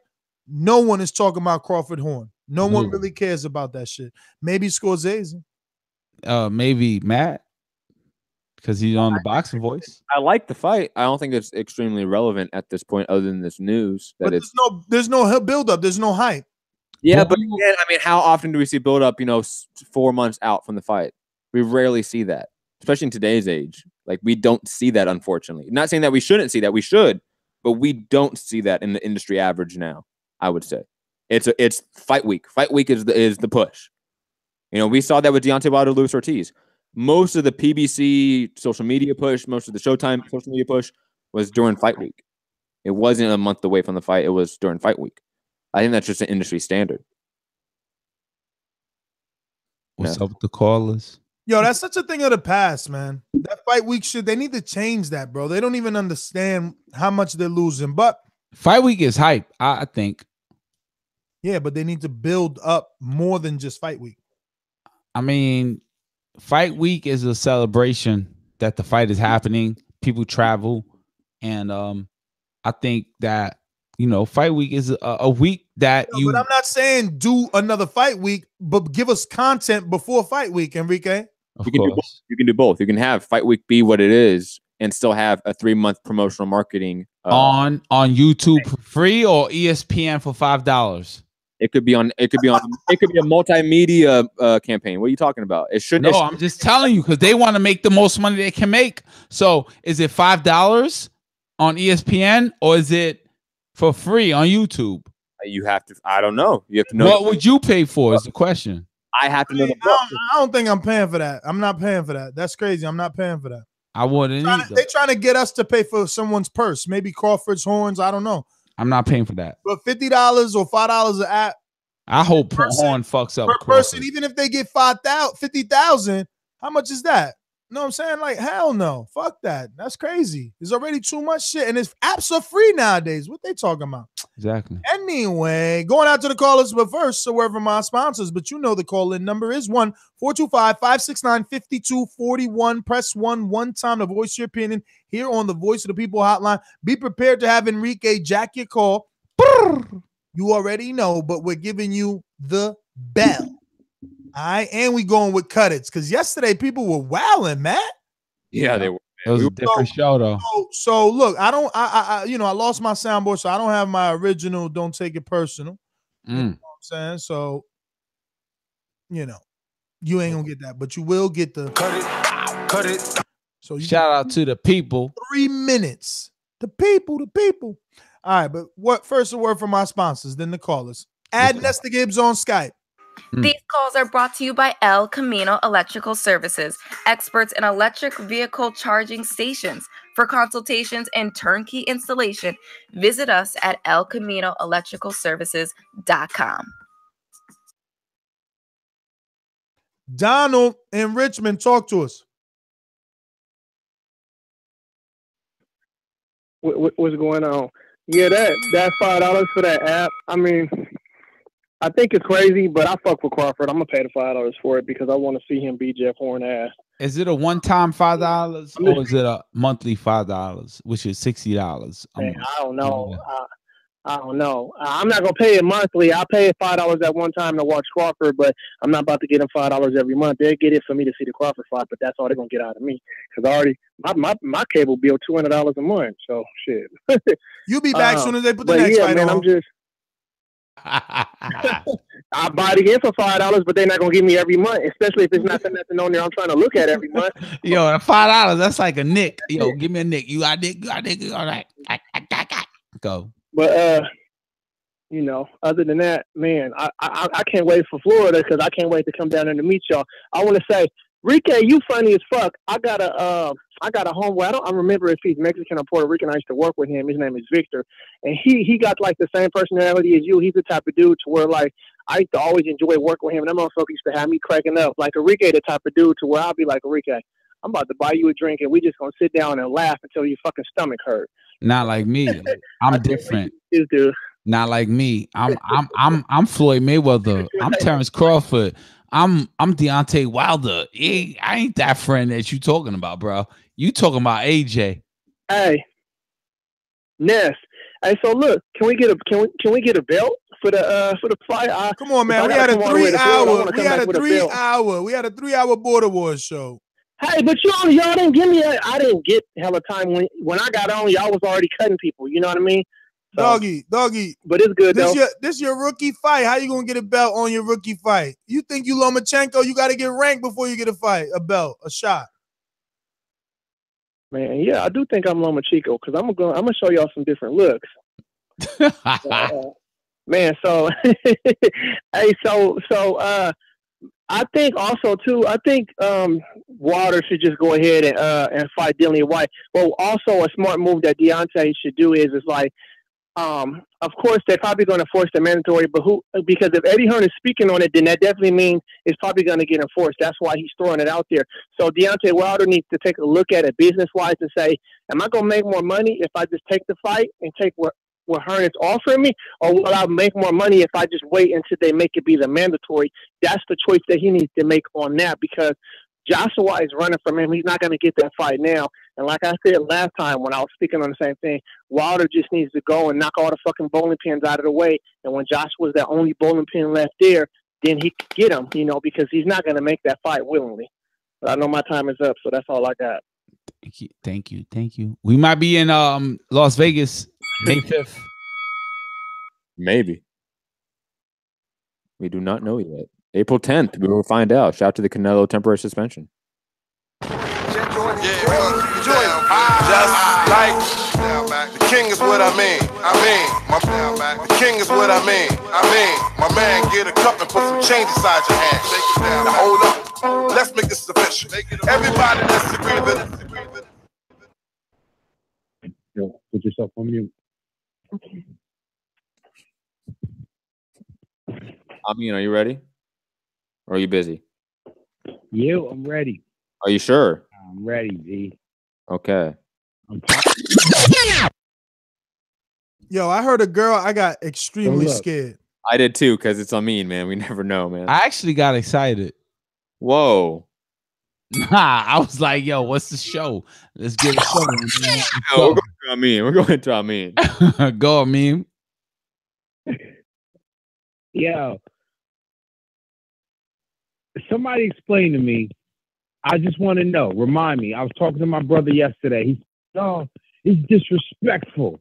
It's disrespectful. It's Deontay Wilder got to fight Dillian White, man. And I didn't really understand that, man. Because somebody explained that to me. I'll use my 3 minutes to allow one of you gentlemen to explain to me why. And I'm a fan, but I feel like I'm objective about it. And like I said, I'm always going to argue for the greater good. I mean, the man's got to look at his health and his finances. If it's beyond that, tell me more. But explain to me why it's so disrespectful for him to fight Dillian White. I wouldn't say that. I would say that Deontay Wilder should knock him out, and anybody that Eddie Hearns puts in front of him, knock him out, and then say, yo, I understand why you don't want me to fight AJ. You know what I'm saying? It's bragging rights. Let's just be real. AJ has all these roadblocks through political senses and through diplomatic ways of putting blocks in front of. And my mind may not be right verbally, but in my mind, in my head, I know what I'm talking about. AJ is ducking Deontay Wilder. Enrique, you the rain man of this boxing shit. Don't worry about it. I got you from here. So look, What I feel is that and I think everybody can agree, because I want my position to be known. I got respect for every caller on this show, but I just don't want nobody to get it fucked up. Like, it's another fight. If it's easy money, take the fight and keep it moving. Now, I agree. After Dillian White, he's got to get Joshua. I'm going to leave it right there. Canelo and this steroid thing, man, I don't know. One part of me says he's been testing clean all his time, but then the other part of me said that's why he's been Mr. 155, because he's fucking around and he can't get it right.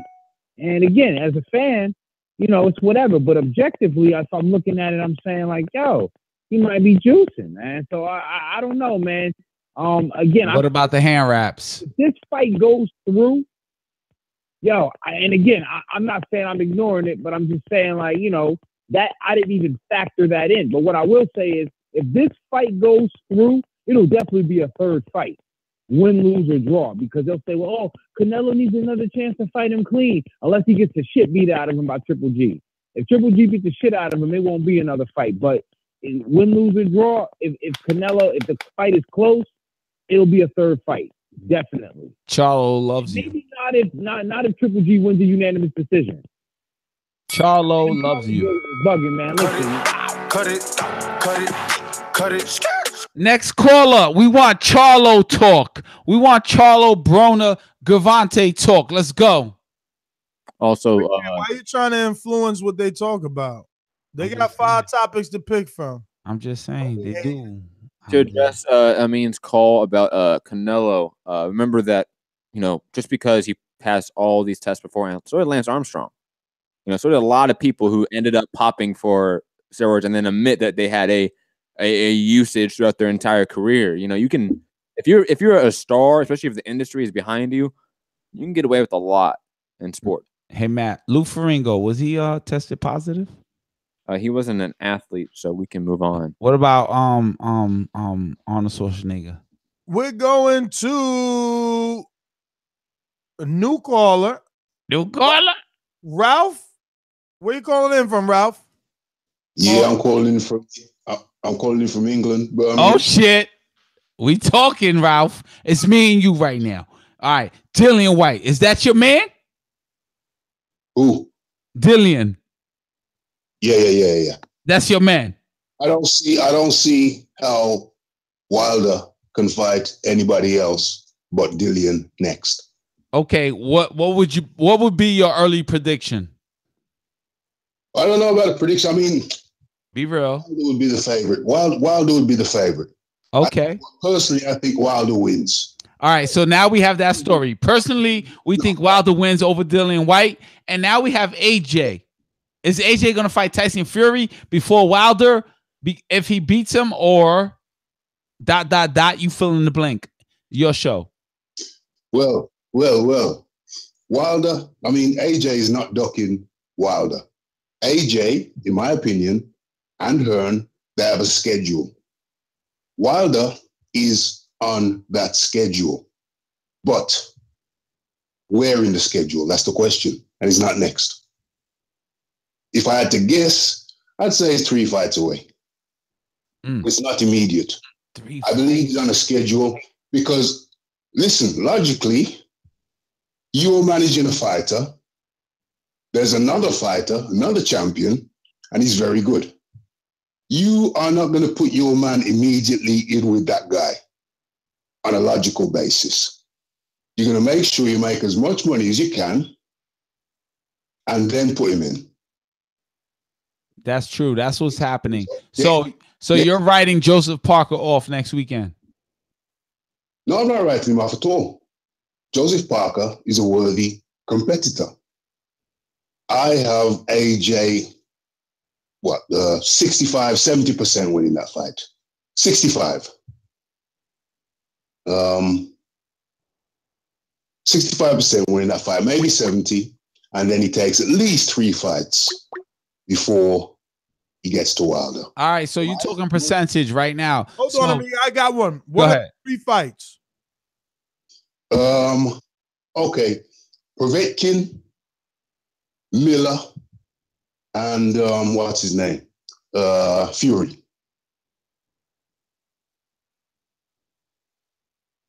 Or Miller, Povetkin, Fury.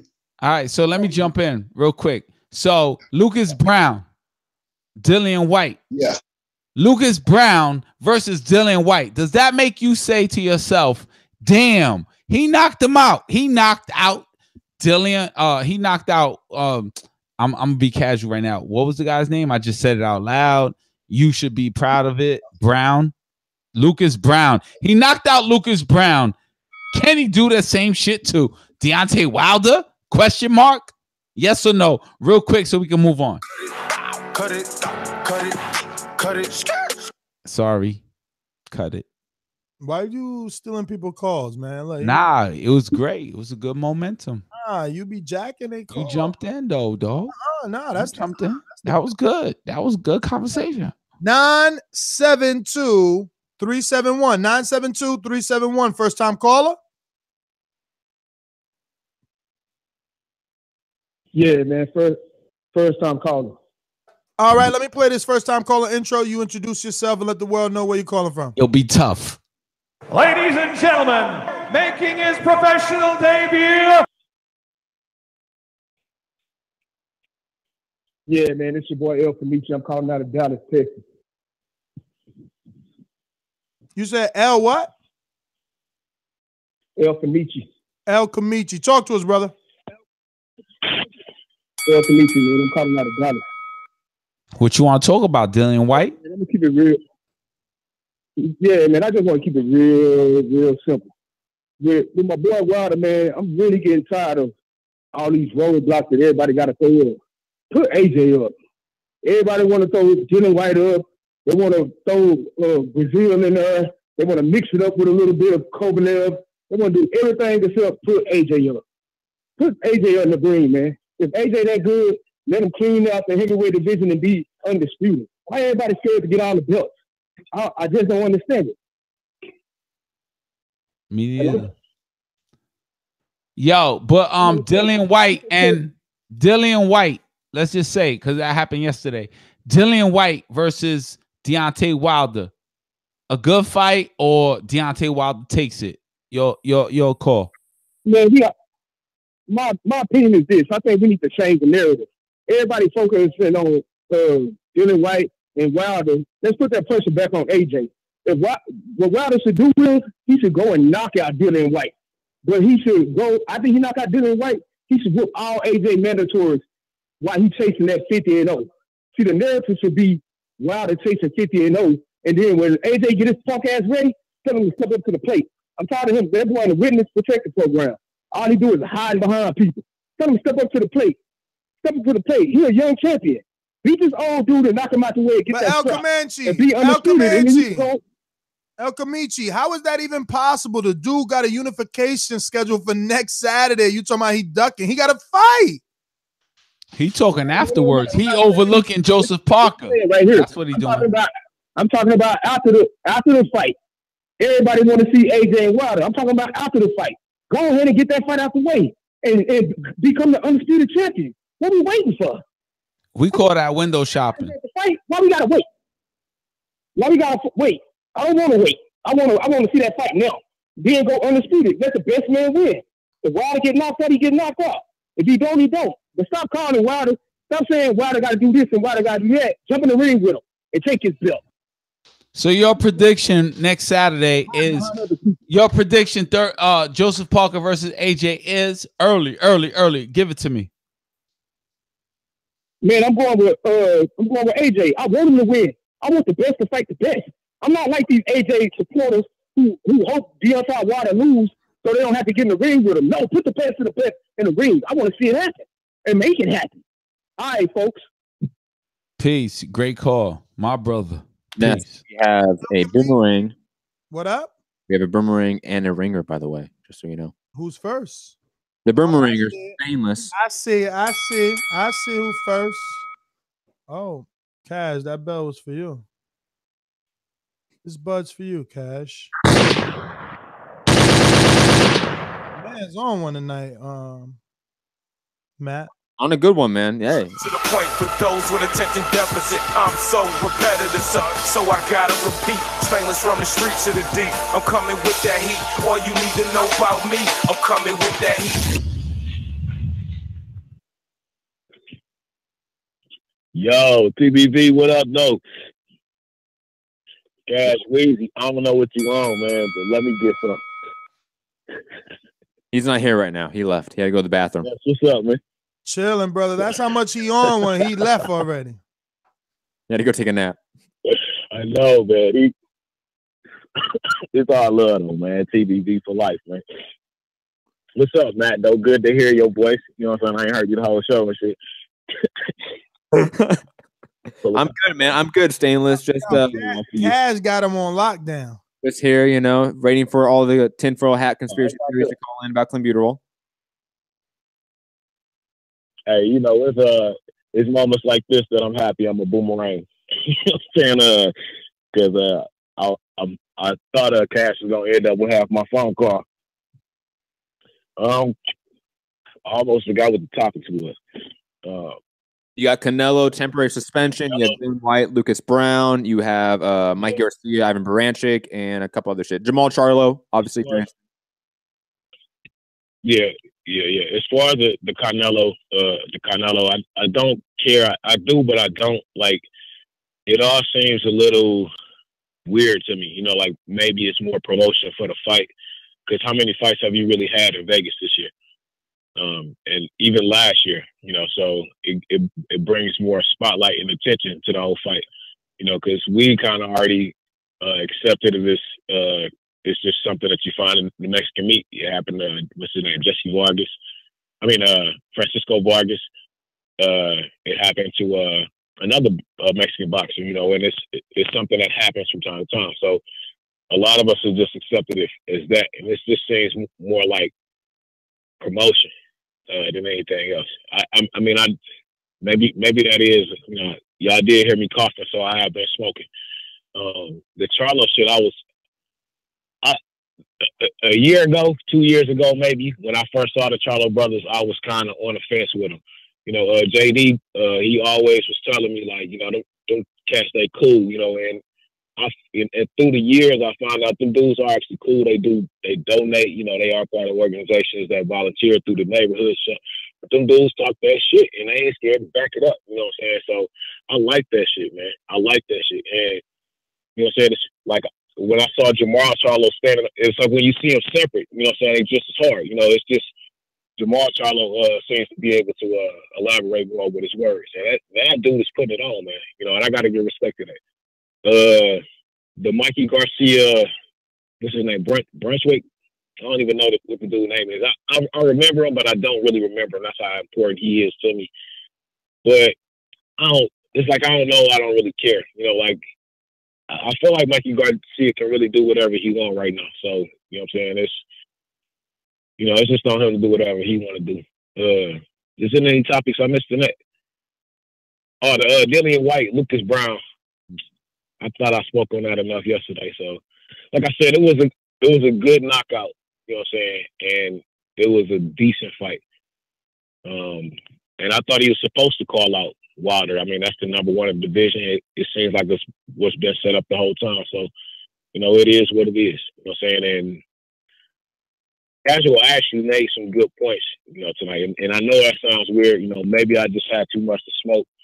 But Casual made some good points. Casual made some great points. People standing in the way were mandatory for Joshua anyway, and just start really talking shit. You know what I'm saying? And that's pretty much all Deontay got left to do. You know what I'm saying? Because he's what you need in the media. You know, like he's not really one who curses. He's really a peaceful person outside the ring. And he doesn't. Well, I don't want. And then with the Crawford horn shit. I mean, outside of us hardcore boxers or boxing fans, ain't nobody really talking about the Horn Crawford fight. And the idea of paying $5 more for an app when I already paid extra money to have ESPN on my cable and shit anyway. I mean, like I said, like Matt already mentioned, we don't know the ramifications or the immediate details of what they're talking about with this app. But I mean, I'm a boxing fan, so I'm gonna pay $5 for that app, but the regular person might not. So until my next 3 minutes, you know, as I always say, please make sure that you push the thumbs up and share this in every episode of the Boxing Voice podcast. If you ain't on Patreon, get on that. You know what I'm saying? thumbs up to those who supporting the super chat. You know what I'm saying? All the stuff that we seeing possible. And the best idea that I can give as far as better promotion as far as boxing is and fights is for you guys to keep doing the fabulous job that y'all been doing. Now we're heading out to KM Star, a ringer. If you don't know what a ringer or a boomerang is, go to patreon.com/ThaBoxingVoice and find out all these extra perks you can get for hours and hours and hours of extra boxing content. KM Star, what's up? Hey guys, how's it going? So yeah, I caught that fight yesterday online, and I mean, I guess what can you say? I mean, this guy doesn't know how to block a punch, is what it looked like. Not taking away from Dillian White's win, it's just he cracked him with a lot of hard punches. It wasn't just the shot that put him down. I mean, he ate at least 5 punches identical to that punch in terms of just it having all of Dillian White's body behind it and, you know, hips behind it. Moving on from that, I love that news coverage on Charlo's comments regarding where he stands on the card. And the other folks on that card, I actually bought those tickets this week because that's actually a very nice, loaded card. I mean, it's an interesting fight for those first 3 fights, whichever order they're in. So I'm happy it's here in Barclays Center. It's a perfect thing. I'm actually now in a point with respect to Gervonta Davis, where I just watch him lose at this point because he doesn't seem to be a disciplined guy. He doesn't seem to be a very smart guy either. I know it sounds terrible, but in boxing, when you see a guy lacking just that little bit of mental gear, he can't last long in boxing, right? You have to have kind of a certain kind of smart, not book smart, but a certain kind of smart. And there's something else I wanted to discuss. This thing with what should Deontay Wilder do? I mean, you guys don't think it's strange? How can Anthony Joshua win this upcoming weekend and not demand Deontay Wilder next? Because that would mean he would have 3 of the 4 belts, right? How do you have 3 of the 4 belts and then tell the man who has the last belt to fight someone else? How can you do that and not look like a ducker? I mean, I guess that just seems strange. Like, the point would be to unify, right? He's got 3. How can you then say, no, you need to go fight that guy over there? It just doesn't actually make promotional sense even, and that's my call. Well, I think the promotional sense is coming from Eddie Hearn, and he's just trying to ensure that this one gets to that 100 million, Matt. Let's go out to someone that could probably shed some light on why Wilder should be fighting Dillian White next instead of Anthony Joshua, and why Anthony Joshua wouldn't call out a Wilder after Joseph Parker. It is Alexander Bully, the captain of the AJ Protectors. Listen, I'll tell you exactly why Deontay Wilder should fight Dillian White. It is plain and simple. It is in black and white because the AJ fight is not happening next. We all want it over in the UK. Even the AJ protectors want him to fight AJ next, but it's not happening. Eddie Hearn said that's not where we're going right now. So when that door is closed, you need to go through the back window. I don't understand how people don't understand this. Just go and knock White the fuck out. I think even that bummy, slow, terrible left hook nigger can do that in front of 16,000 at the O2 for his biggest payday. Also, I'm pretty sure the man is a prize fighter and people fight for the biggest purses. Other than AJ, who he's not going to get, the biggest purse by far he will get is Dillian White. Facts. The biggest interest he will get to fight is not going to be fucking Dominic Brazil. Yeah? It's Dillian White. If it's not AJ, he has to fight Dillian White. He's not going to get the Dillian White fight next. Let's just live in reality. It's just as simple as that. Life's not fair. Boxing's not fair. It's not happening. Like, goddamn, man, everybody just be talking about AJ. Either you stand outside in the cold or you break a fucking window and you go through the front or the back or something, man. I don't know. Climb through the fucking chimney. Yo, I'm out, man. Hey, Alexander Bully. Is that what you think? That's exactly. It doesn't matter what you think. Hit him. Did we get to Scorsese? No, we did not. Yeah, I'm here, man. The voice of the motherfucking Superman Stevenson curse is in the building. Can you hear me, man? Yes, we do. You damn right you can. But like Alexander Bully was saying, It ain't about what you want, Wilder. It's about what the fuck you gonna get. You made yourself the B-side. Deal with how B-sides get treated. I'm not finna lose my voice telling Anthony Joshua do this or that. I'm not finna lose my voice telling Canelo, no, don't cheat. You're too big for, man, these motherfuckers gonna do what they want to do. They the big men, bruh. They got the money coming. I ain't finna lose my voice. You got hands. In this sport, you go use them, knock somebody out, you'll get everything completely knock every time, knock them out. You think Dillian White getting something because he just didn't knock somebody out? No, he knocked somebody out. Now they can put him in your way. So when you knock somebody out, they can't keep putting shit in your way. And if they do, I can't help you. Why? Because the UK gonna ride for this, man. He got 20 fights and he trying to win 3 titles. They should be riding for him. What the fuck? What have you done? 20 fights, what you do? Okay, and you beat Jason Gavin before your title shot. So you gonna tell me this man beating Lucas Browne with this kind of KO can't get him a title shot? Nigga, please, bro. You're real talk, nigga. Please, look. Dillian White might be a tougher fight for the man. He's scared to go over there because he know Dillian White gonna run down on. Look, Ortiz ain't had no feet to get in there. He didn't have no explosion. He was old. White got youth. He'll stand in that pocket. He'll bang with you. Anthony Joshua was kicking on his ass. Next thing you know, boom, big left hook. We know Wilder just got hurt by a left hook just a minute ago. By a 49-year-old dude with high blood pressure. Dillian White coming there like 240, 280, 238 or something. Best shape of his life. I want to see that fight. I ain't even thinking about Joshua no more. I'm thinking about that fight. So knock him out, talk your shit. Maybe you get your fight. If not, go be Joshua mandatory. That'll always work. Make him drop titles, look like a bitch. But the voice of the Superman Stevenson curse is out this motherfucker. You ain't nothing. You ain't nothing. You ain't no superhero. JD, talk to us. JD, Javier. What's up? What's up? What's up? What up? Hey man, I'm just coming in talking about the Dillian White fight. I mean, it was a high fight, but I mean, I ain't never seen somebody that big, Lucas Browne, fought like a damn, like he was 5'2". I didn't see, he barely used his jab. This motherfucker was fighting on the inside, getting his ass clapped. I don't get it, but it's whatever. I mean, and he was trash. Hands all down by his waist. I mean, he wanted to get knocked out. Even the announcer said he was like, he fight like a T-Rex. He's that big. That's ridiculous. But I mean, since Joshua don't want to fight Deontay, then the next best challenger for him, to be honest, would be a rematch with Dillian White. Then fuck everybody else. Give him a rematch with Dillian White. Two fucking UK people fight each other. And since Jermall Miller always talking shit, just fucking put Deontay against Jermall Miller. Let Deontay fucking flatline his ass so he can shut the fuck up. That'd be beautiful. And then after that, then them two collide, since they want to do it like that. Because I feel like, goddamn, I don't think Joshua really want to fight Dillian White again. They talking about it, but I don't really think Joshua really want to fight Dillian White again because that left hook did that.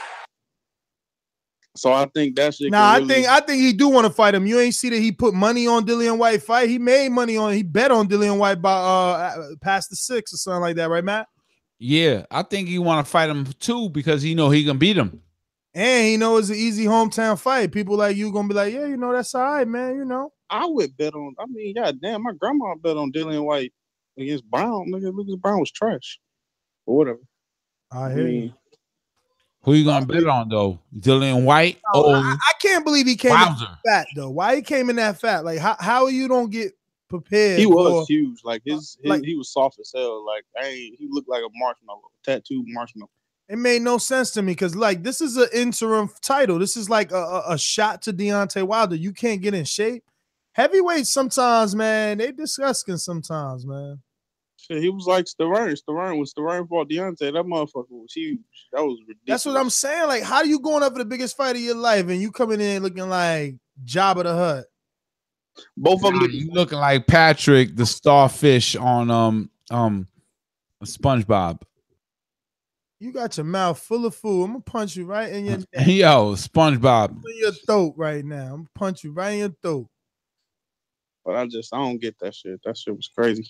Lucas Browne almost died. Yo, I'm gonna start like this. That's crazy. people. He died though. He died and came back, resurrected. Yo, you guys are disrespectful, man. He did. Did you see him? He didn't move for like 30 seconds. 30 seconds to a minute, he didn't move. Nah, we did an immediate reaction. First of all, there was a whole conversation about like, yo, turn him over on his arm. You know what I'm saying? So yeah, you keep bringing up this conversation about turning him over on arm. I never seen that one. They said don't turn him over on his arm. Or like that really matters that much that they were just worried about hurting his arm.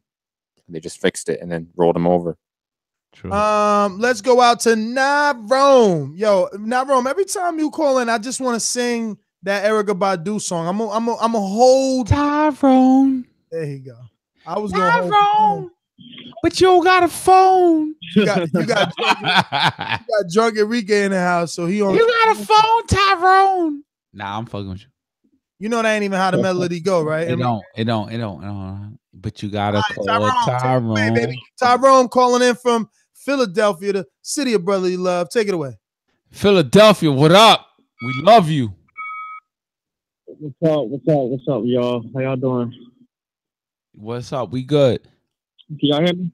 Yeah, I hear you loud and clear. Like my idea is like, do you love Enrique, fall back, let him take his call. Stop directing people. He asked me a question. Nah, he ain't asked you. He asked you how you doing. That's it. I'm hit mute. I was trying to get you on fire tonight. Yeah, and Enrique wanted to direct everybody call. And his question is like, yo, you could say that in one shot. He could just be like, yo, everybody please tell me what you think the fight between Dillian White and Wilder gonna look like. But nah, Matt, he want to come on every call and be like, yo, so I was gonna ask him about Charlo. I was about to ask him about Charlo. So you wrong. What you Yo, not wrong. Charlo Broner. Is that real beef or is that like strategy? He always clapping too. What you think about Dillian White? Charlo or Broner, Gervonta Davis, strategy or fake? Let's go. Hey,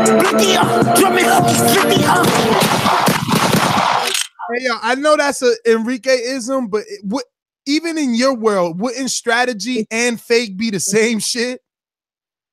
Because if they strategically did that, it was fake. Yeah, you're right. You fucking my bad. That was off the top though. That's like a freestyle. Nah. You can't freestyle. That was a freestyle. Yo, fam. He's deleted. Can't freestyle. Anyway, go ahead now, Rome. No more interruptions. We're gonna set the time back. No, you good.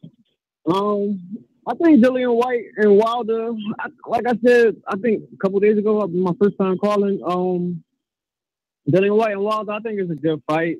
I mean, if that's the fight that can be made, if he can't get AJ, then yeah, I think that's the next available fight for Wilder. I think it'll be a tough fight for Wilder too, even though I think eventually Wilder gonna knock him out. Well, I think White will present some problems. He's tough. He's shown that he got some type of durability, and after his loss to AJ, he's showing that he's constantly in the gym. I think that his loss to AJ was good for him because since then he's been on a roll. I mean, I don't think as far as like skill wise that he's getting better, like how AJ has been developing or like Wilder, but he's getting better technically. So I like that fight. As far as Charlo goes, well, Charlo too big for Broner and Gervonta, so I don't even see nothing like that happening. But I do like the shit talking though. I love listening to the Charlo's shit talk. I actually was liking when he was when Jermall Charlo. No, it wasn't Jermall. It was Jermall. It was Jermall. When he was beefing with my man Julian Williams and shit. From here in Philly, them going back and forth. I love this shit talking. I think boxing needs that. I don't think that it should be getting outside the ring and all that stuff. But as far as like just to start the fight, to promote everything, then yeah, I think it's all love. And what else? What other topic y'all had? Mikey taking the mandatory fight with Ivan Baranchyk. Instead of keeping that WBC 135-pound belt, going down and fighting Robert Easter, he's going to defend the IBF 140-pound. Well, I think that's a good move for Mikey. I think he should do that because it's because somebody who because I box myself, and I'll be going make my pro debut April 21st on the undercard of Joey DeWingo and B.Y. Jennings. Oh shit, you gonna be in the As far as hold on. What's that? What's that? Las Cruces or something like that? Well, how you pronounce that arena? That's where Danny fought, right? Yeah, I think so. It's supposed to be. It's a good card, yo. Jesse Magdaleno on there, Jesse Hart on there, Brian Jennings, Joey DeWelko on there. What division you in? Mm-hmm.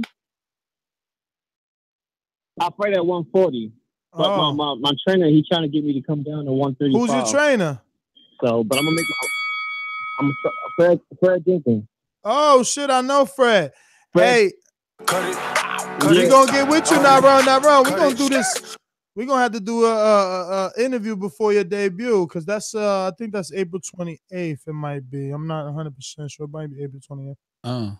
And Joseph in Philly just covers it like completely in Philly. Yeah, man, we could get Joseph out there to your gym. You probably already know Joseph because Fred trained. Well, Fred trains Jesse Hunt. I don't know, but we'll definitely hook you up, bro. Stay in the loop. Time to head on out to LA. Mr. Info Joe. This portion of the show we call In the Know, presented by my brother. Yo, it ain't no show without Info Joe. What's up, my boxing brothers? Info Joe, what up? Yeah, what up, Cass? What up? And next time you come to LA, bring me with you smoking. Yeah, I always smoking. He got it in LA. No, I got it in Nevada. No, his shit seems special. It is special. Hey, the kid that just got off the phone, what you say his name was? Navo from Philly? Nyrome. Hey, yo, good luck to you, man, on your fight. And after and before your fight, call in and let us know how your camp is going. And we want to hear more about you, brother. Hey, as far as, hey, man, as much as I wanted to see the rematch between Triple G and Canelo, man, I was going to come down there and fuck with y'all, man, in Vegas. But I'm glad it was some repercussions and consequences. Well, not yet, Joe. No matter how big of a boxing star. Joe. Nothing's not above the law. Info Joe, nothing is official yet. No actual suspension has been handed down. It's a temporary suspension until there is an actual hearing on the matter. That hearing is on April 10th. If there is a real suspension given out, it will be given out on that date, April 10th. Okay. Cause I mean, actually, I want to see the fight. I am guilty, but I'm glad they're catching cheaters, man.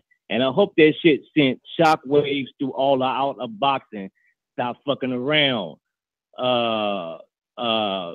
Just be all on the same playing field, man. This is combat fucking sport.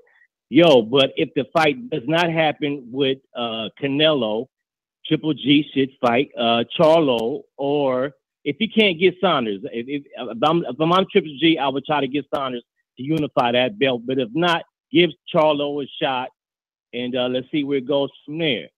As far as Charlo and Gervonta Davis and them, I love Charlo and them, and I love the shit talking. But when you talk that much of shit, as they've been talking lately, you cannot lose. They got to win from here on out, or they will be the biggest laughing stock in boxing. But I ride with them, and let's see what happens. That's my call, brothers. Hit those thumbs up. You're listening to the voice of the people. There is no goddamn equal. I'm out. Peace.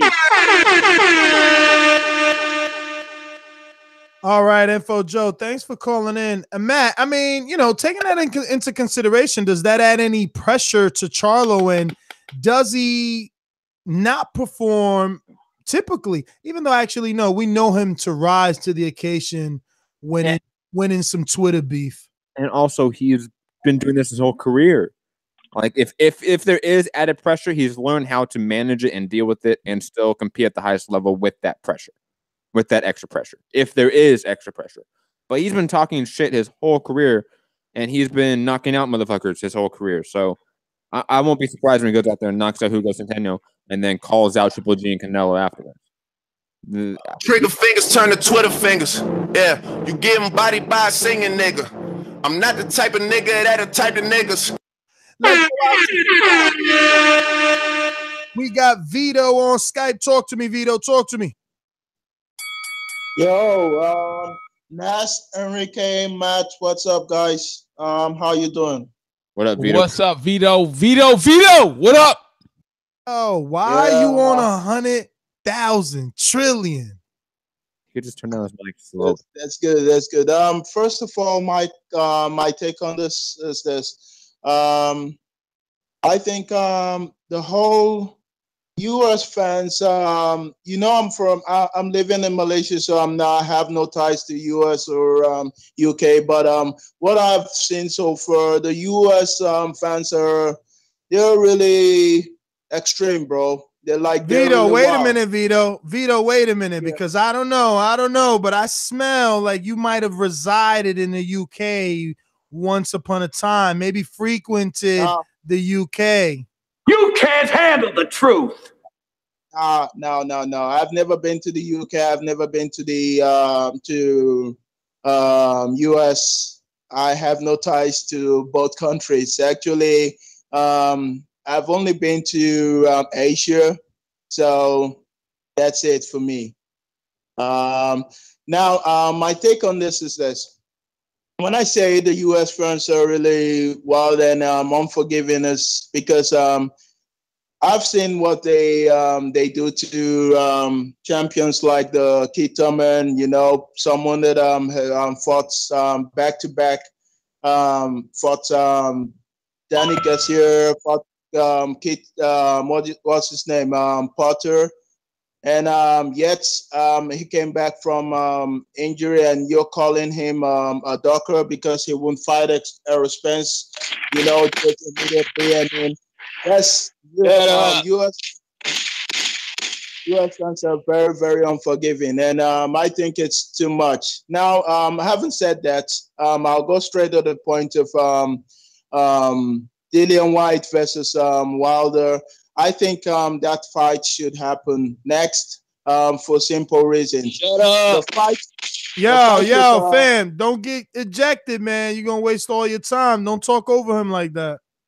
Especially in that manner. Thank you. The fight with AJ versus Wilder, the fans has to be realistic. That fight will not happen next because AJ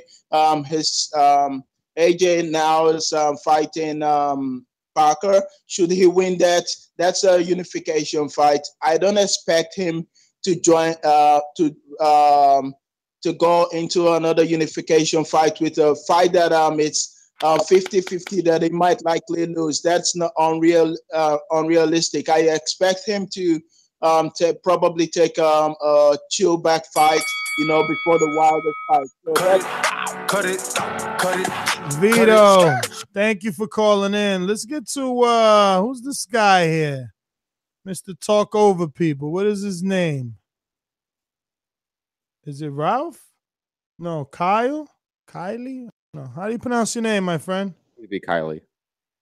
Kyle Money. Oh, Kyle Money. Where are you calling in from, Kyle man. Money? I called in a while. I'm calling in from Detroit. I called in a while ago on like a Mayweather McGregor show or something one time. Said what's up to y'all. But yeah, I'm calling in now just to check in on these topics real quick, man. Shoot, go for it. Yeah, so first of all, I don't want to see Deontay Wilder versus Dillian White. He already got knocked out. We seen him get knocked out, so why are we even talking about this dude? Everybody all feeding into the hype. Dillian White? No. How about Dillian White fight Big Baby Miller? Big Baby and knock his ass out. And ain't nobody talking about that. Everybody trying to keep feeding Wilder all these people when we need to see the best versus the best. Everybody getting away from that. I damn near we need Wilder to call up on some bomb squad. We need him on here because ain't nobody heard him talking since that fight happened. And I believe that Deontay Wilder still not trying to fight Dillian White because he already got knocked out. Don't nobody want to see him fight. I mean, it might end up being a good fight. Dillian White, he showed. I don't even really know what he showed because I still got it in my mind him getting knocked out by Joshua, and I don't want to see him fight a champion. You know, I want to see champions fight champions. I want to find out who the best. This 2018, we headed towards 2020. Let's go. Now, Deontay, he should go ahead and fight him just to go ahead and knock him out. You know, like somebody called in saying go for that 50-0, get that popping. I like that idea. Wilder should do that. Just go for the 50-0 and let Joshua come later, because everybody could see through all that Joshua ducking and hiding, Eddie Hearn trying to, you know, get the bread. Something else, that Dana White stuff, you know, Dana White should come through and swoop up Joshua and bring him to America, because Eddie Hearn ain't doing due diligence by Joshua. You know, he's trying to duck him and keep him safe so, you know, they can keep making all the money that they're trying to make. And I feel that too. This is a business, you know, so I ain't really hating on Eddie Hearn either, but it is what it is. It is what it is. And they do not want Wilder to become the undisputed champion. They gonna do everything they can to stop it. That's why Joshua he's on. Well, if he keep talking like that, well, he not gonna get the fight. What? Oh, so you don't want that belt, huh? You don't want to be undisputed, or you just scared of that man? Let's just call it what it is. Capital S. Scared. All them other fights, man. What else? What else y'all had on? Canelo, that dude been cheating. He can't beat Triple G. He lost the first fight. Everybody already knows. So it's like re-promoting fights that we already know what happened. Everybody saw that fight. And I know some people, you know, on whatever side, but it's like, yo, we saw that fight. Golovkin won. They could fight again. He gonna win even better. That's why we want to see that rematch, but we might not see it because dude cheating, dude shooting up, you know, or doing whatever, you know what I'm saying? So Canelo, he a bum. Get him out of here. Golden Boy, they whole promotion, everybody on their roster is bums. I'm gonna get on here and say this right now. Everybody stop playing with all this Golden Boy bums. Oscar, bum. Like, come on, man.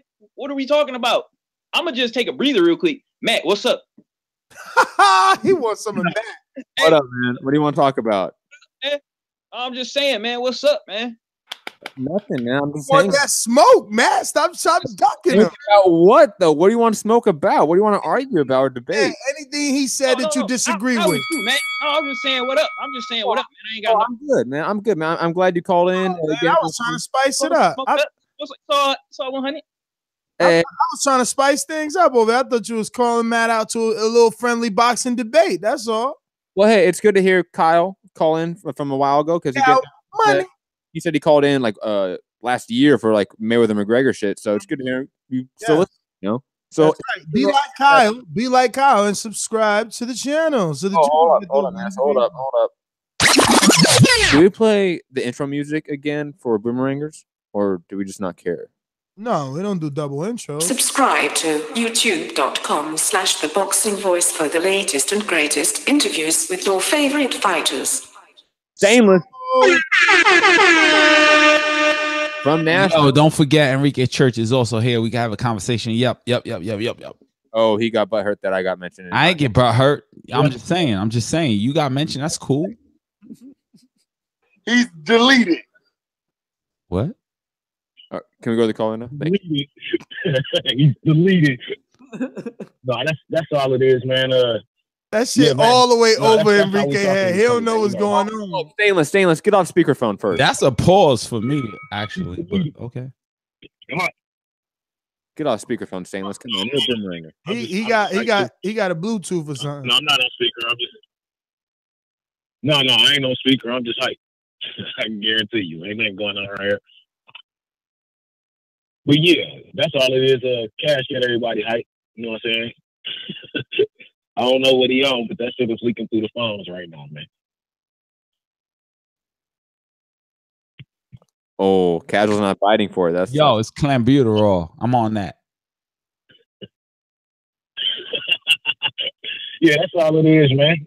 Everybody out, man. It was what it is, man. It's just like last year, and I just started thinking about that as I was sitting here listening. Like, we are out. You know what I'm saying? Last year we got a real good year of boxing, and this year it's turning out to be another good year. And I mean, business is doing what business is doing. It's trying to stretch it out because, I mean, right now we kind of just expecting it all at once, man. And I know fights don't really need a build up, but some fights do, you know. And this one kind of needs that build up, that Wilder Joshua. And I know that sounds stupid for me to say that right now, but it needs that. This could be like a worldwide fight. You know what I'm saying? Like a Mayweather Pacquiao. You know what I'm saying? Like if you let this motherfucker build up right. You know what I'm saying? Like I've never really thought about that, you know what I'm saying, until now. But if you get that motherfucker another 3-4 months to really, you know, boil up. Ho, you know shut the fuck it's not up. like the fight is gonna do any. I'm just saying that it wouldn't do anything against this Stainless fight ain't like that. for them to wait it out another. Isn't it? You can tell. He like, oh, what the fuck? Nah, bro, you trying to you sounding like a little bit. You sound like a little bit like an AJ protector right now, man. I mean, this marination, Bob Arum and Eddie Hearn. Come on now, Bob Arum and Eddie Hearn have really brainwashed the community. I'm just saying this. Tell the truth. Real talk though. Real talk. Let's think is boxing fans, right? Now, we have watched boxing for years. If you have a hard fight, now Joseph Parker ain't no easy win. Now he might not be somebody. He might not be the guy that we right off top think that he's gonna be the guy to beat Joshua. But Joshua got enough on his plate with just the shit he got going on outside the ring with business shit. Now, after a fight with a champion versus a champion for unification, don't he deserve a little, you know what I'm saying, a little cool off fight? You know what I'm saying? Before he gets into another big fight with a 50-50. Now Wilder, he deserves let's be real though.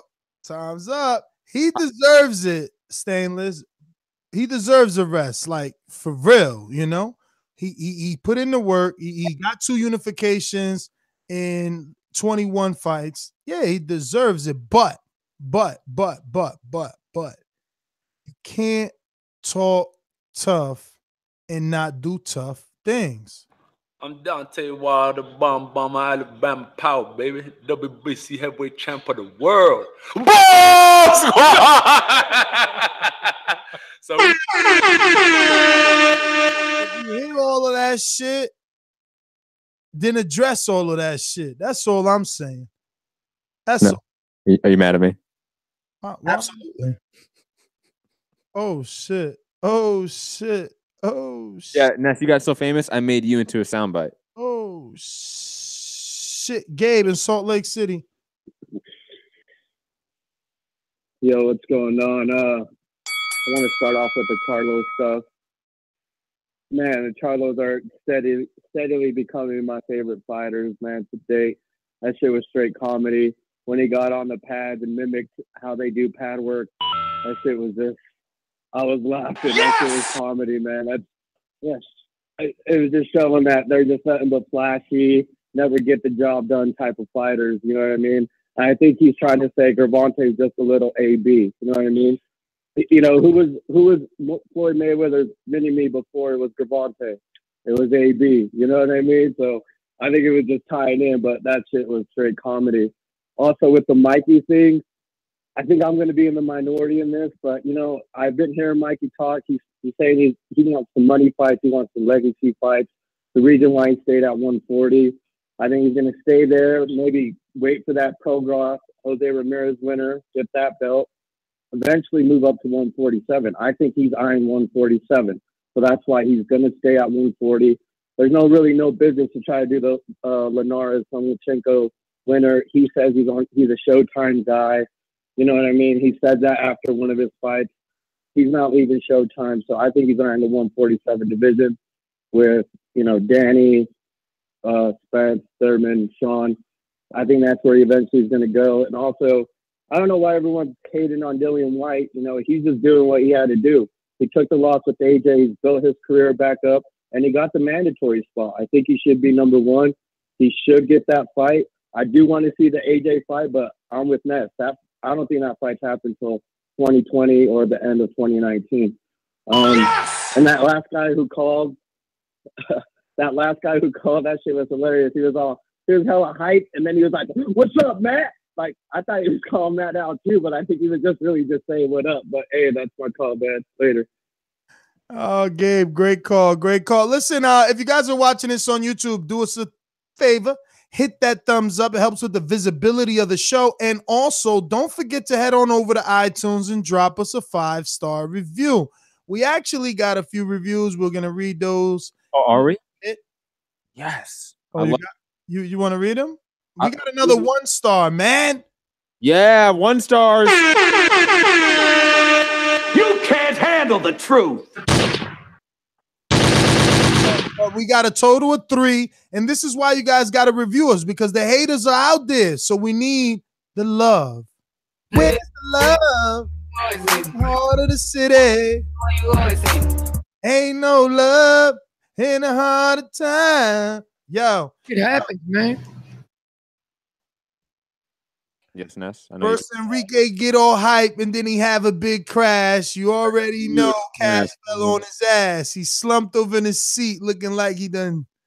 Damn. Have another vodka tonic. Yo, no, I don't drink vodka or tonic. I drink motherfucking Hennessy or I drink Ciroc and straight up.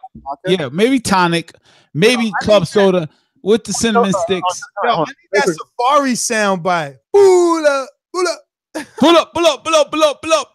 Yo, where we at? Go to Boston, Massachusetts. Let's go. Yo, first of all, let me say, I don't play Showtime. You all damn not even. I edit that. Motherfucking effort. If I want to see some motherfuckers just fight, I pick up a fight with somebody in the street. True. I don't need that shit. You don't love that form I do? Just move along.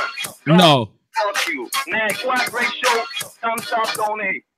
I want to hear Georgie Porgy's take on the Charlos versus Broner. Yo, why you ad-libbed his whole intro like you was in his studio? Because that's my shit. Fucking Offset over here. That's my shit. Damn, you called him Offset. I was about to say Jeezy. You know Jeezy got hella ad-libs on his music. Georgie Porgy, let's go. Georgie. Yo, you ain't never unmute him, Matt. Damn. That was your job. Yo! You got me talking here by myself. What the fuck's up with that shit? Let's go, Georgie. Let's go. High energy. Let's put me to the fraud department real quick, nigga. Let me throw a complaint on that motherfucker, man. Yo, that nigga Lucas Browne, that nigga hold a bell once, they say. And they think he got popped with some fucking pesos and shit. Yes, he had the WBA regular belt and then popped for clenbuterol and then was given a 6-month suspension. But that was overturned, I believe. Man, listen, this man is a fraud, bro. That dude straight up fucking juiced up bouncer, bro. I don't want to see Cat no more. Dude's too old, 38 years old. He picked up to boxing too old. You can be picking up 30 years old boxing and make it to that level, bro. Nobody have done it.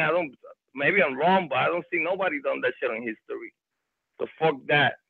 Talking about AB. AB got to chill the fuck out. Charlie's right, man. AB looks on one more time. Who the fuck want to see AB no more? Losses got to count on one point, baby. You can be talking and catching else. Gotta humble yourself, B. Pretty much my call. Want to keep that energy, Joe. Oh, Georgie. No Canelo clenbuterol, no mafia talk, nothing. I'm disappointed. Well, what you gonna say? I give up, baby. I'm on your team.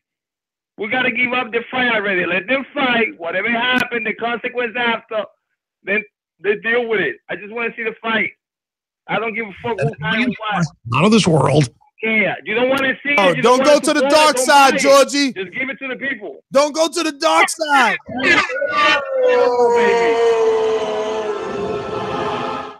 Yes. Welcome to the dark side. Baby, we can talk to every single champ that we had, and everybody's fucking guilty. That Pacquiao, when he did that run from 120-something to 147, the shit was crazy. The nigga was juiced up. Marquez was juiced up. Mayweather with a fucking IB 24 hours before whatever. Come on, bro. We can't fight it no more. It's over. That's my goal. I'm out. Everybody support, donate. Send some money. We get some cocaine to give it to fucking Cash or to wake up. Yo, what the what are you talking about, bro? I never did cocaine in my life. Yo, Matt, I don't even know. Listen, we get prank callers because we that big, Matt. You really want to read this prank 1-star? I mean, the name, the fucking name of the author, Enrique, is. You want me to read it? Ness, let me read it. Send it to me. I sent it to you as a text, but the name of the author is These Nuts. I got it right now. I got right now. Okay. TBV has turned into the Fox News when it comes to Wilder. ... I'm not even a fan of sloppy Wilder or robot AJ, but get over it when it comes to both of those dudes. ... Wilder is the 2018 version of Michael Grant, and Joshua is a bigger version of Jeff Lacey. ... Yo, Matt, aren't you supposed to say I'm horrible with pronunciation? I'm horrible with pronunciation, but isn't it like yeah, whatever. It's like something is the instead of ... I don't think you read ...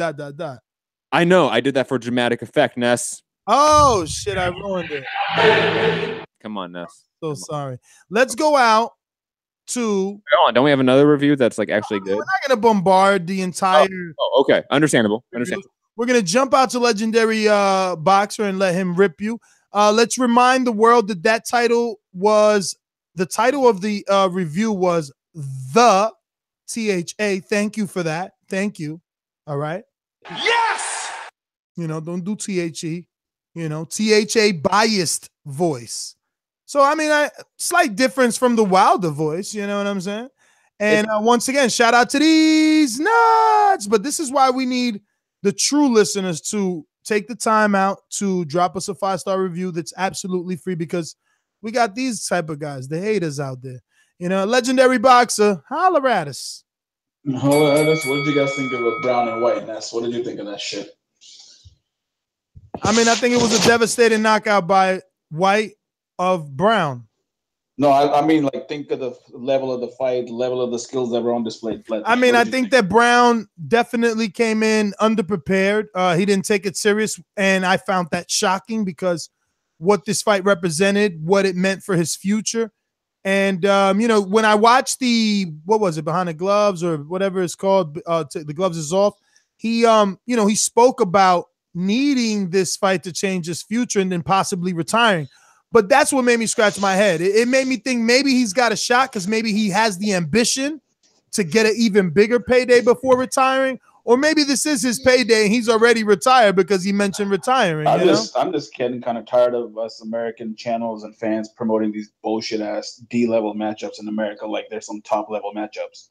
Even fucking Jim Lampley was forced to call Browne a fucking fat heavy bag on HBO, and he had to travel to England to cover that bullshit fight.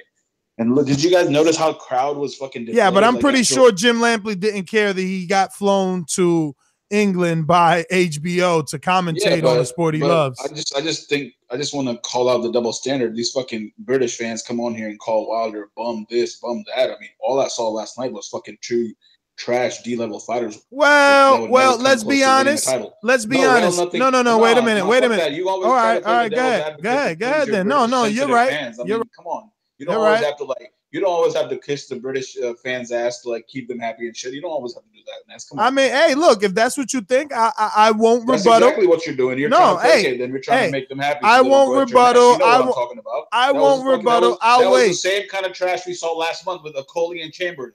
It was fucking bullshit. Why are we fucking promoting these trash ass British fights? We're in fucking America. Would they ever promote American trash fights like this over there? You think so? They did invite Deontay Wilder to Sky Sports. Dillian White did talk about Deontay Wilder, so did the fucking commentator, so I guess they do. Yeah, Wilder's a fucking undisputed champion. He's not a fucking bum like White. That's why they talk about him. I'm talking about, would they ever talk about trash fights that happen in America like we talk about the trash fights that happen there? I mean, they show them on Box Nation all the time. Not trash fights. They're showing fights. They're going to show Lauren Hurd. They're going to show Centeno Charlo. They're going to show Broner Vargas. They're not going to show fucking trash like fucking name some fucking trash fight that happened recently. I mean, listen. Hold on. These are like Andy Garcia, Brandon Rios. Last night. Why the fuck are we gonna get all hyped up about two obese guys fighting anyway, man? Andy Garcia, Brandon Rios. Was that fight drastically better than this one? Brandon Rios fought a way better fight than Lucas Browne did. That's for damn sure. And Danny's a way better fight than White. Cut it. I will agree with legendary boxer that Brandon Rios fought a better fight than Lucas Browne for sure. He got on paper. Brandon Rios wasn't a top 15 welterweight. It wouldn't matter. It wouldn't matter on paper because on paper, Lucas Browne fucking wasn't a top 10 heavyweight either. But Ness, we've seen on paper guys like Lamont Peterson be a top, arguably, 6 welterweight and still put on a dud performance. So putting on dud performance doesn't mean that you can't say, wait a minute. You can't say a shutout versus Errol Spence is a dud performance. No, it's Errol Spence that caused that. But look, I understand your argument, but I think you understand what I'm saying as well. That definitely no need to get caught up. We got here, boom, boom, boom, boom, boom. William in Seattle, talk to us. Yeah, hey, can you hear me? Yes. Of course, my friend. How are you? 10 seconds. I'm fine, man. Hey, I just want to, you know, I think I watched that Dillian White versus Lucas Browne fight, and I'm here to say that Deontay Wilder is going to knock Dillian White out in like 2 or 3 rounds. Dillian White, his head movement is terrible. And Lucas Browne, he has no defense. So it's really hard for me to gauge that fight, even though Dillian White won by like a devastating knockout. But I think Deontay Wilder is gonna knock out Dillian White easily. And I think AJ, he's probably gonna beat Parker, but I think he's gonna go to a decision. And AJ's gonna fight Big Baby Miller, and then Deontay Wilder and AJ is gonna fight at the end of the year because Eddie Hearn said it on freaking Seconds Out YouTube channel like a couple of days ago. So they're gonna fight at the end of the year. And Charlo, I think was it Jermall Charlo going at Adrien Broner and freaking Tank Davis. I love that stuff that he's doing because I think Adrien Broner is a freaking overrated. Adrien Broner is an overrated bum. I mean, he's a wannabe Mayweather. First off, Tank Davis. Tank Davis. Tank Davis need to watch what he's saying because first off, he was talking trash about Deontay Wilder when Deontay Wilder was fighting Luis Ortiz, calling Deontay Wilder a Tom girl. He better hope he don't run into Deontay Wilder face to face. Charlo, you know what I'm saying? People say what they want to say about the Charlo twins, but I like the Charlo twins because lately every person that they've been fighting, they've been putting them to sleep. And I think that's what boxing needs. And as far as Canelo versus Golovkin, I think that fight is gonna happen. Because they only found a small trace of I forgot how you pronounce clenbuterol or whatever. They only found a small trace of it. If you remember when Povetkin was about to fight Deontay Wilder, they found the same drug, but they found a high dose of it in Povetkin. With Canelo, they only found a small trace of it. So you could that should tell you that he wasn't really using it. He probably ate something and cut it. William, that was your 3 minutes. No punching after the bell. Thank you for calling in all the way in Seattle. Great points. Great points. You had something. I was going to interrupt, and this is why normally I interrupt, so I get it, Enrique. Because now I don't remember what the hell I wanted to know. I was like, yo, how do you eat something and be like, yo, oh my bad. Come on, man. What? He's like, yo, he ate something, blah, blah, blah. I joined in late, so I might be wrong. I mean, he didn't really probably get a full opportunity to elaborate on the Canelo issue because he started in his own, order, and he left Canelo for last, You know what he didn't talk about, and a lot of callers haven't, Matt, and it just goes to what I'm saying. Call me a hater, call me whatever you want. One day I'll be bigger than Howard Stern, and I'll be able to call everybody I'll be able to tell you how I really feel. How? Say it right now. Yo, I mean, how many people you heard call in talking about Crawford Horn new date? One. I think 1 or 2 times. I was about to say no one. You're serious? And it was like an afterthought. It would be like Stainless saying like, hey, I'll pay for it like once and then like stop the subscription. Like it was that. Like it was It was not of a hype like that. It was like yeah, Terrence Crawford, Jeff Horn, ESPN app. I have to pay $5. Yay! Yeah, because you know why? Because it's like Bob is like, yo, you want to see Crawford? Yeah, Bob. Well, you got to pay on an ESPN app.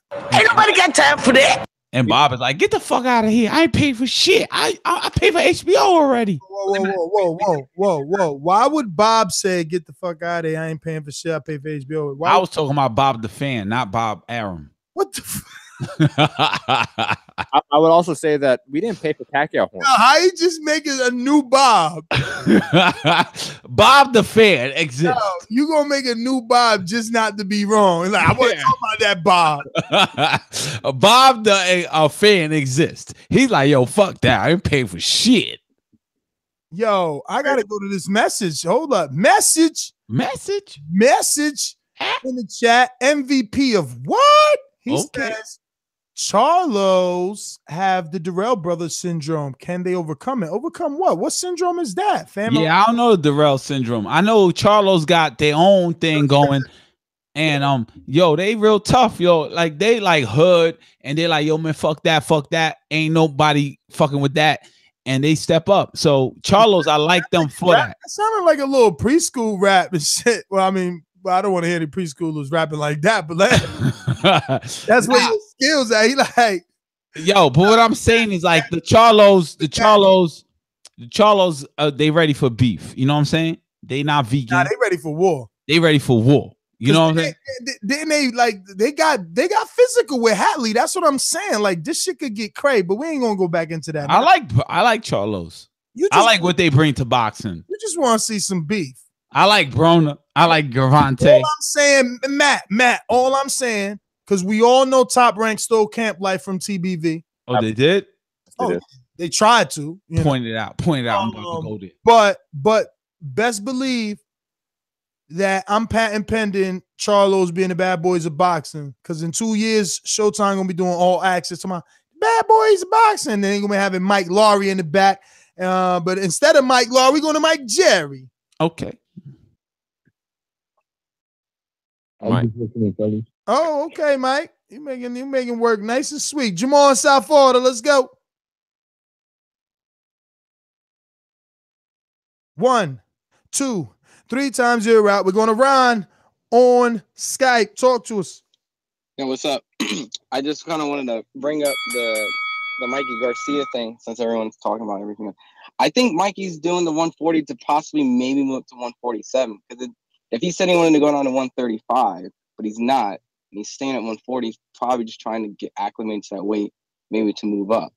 So that's the only logical thing I can think of why he's taking this nonsense fight. That I mean, it's not nonsense, but it's mandated. But if he takes that fight, it's only because he wants to move up and try to do something like dare to be great on something outside. I don't think it's realistic unless he's trying to fight Crawford.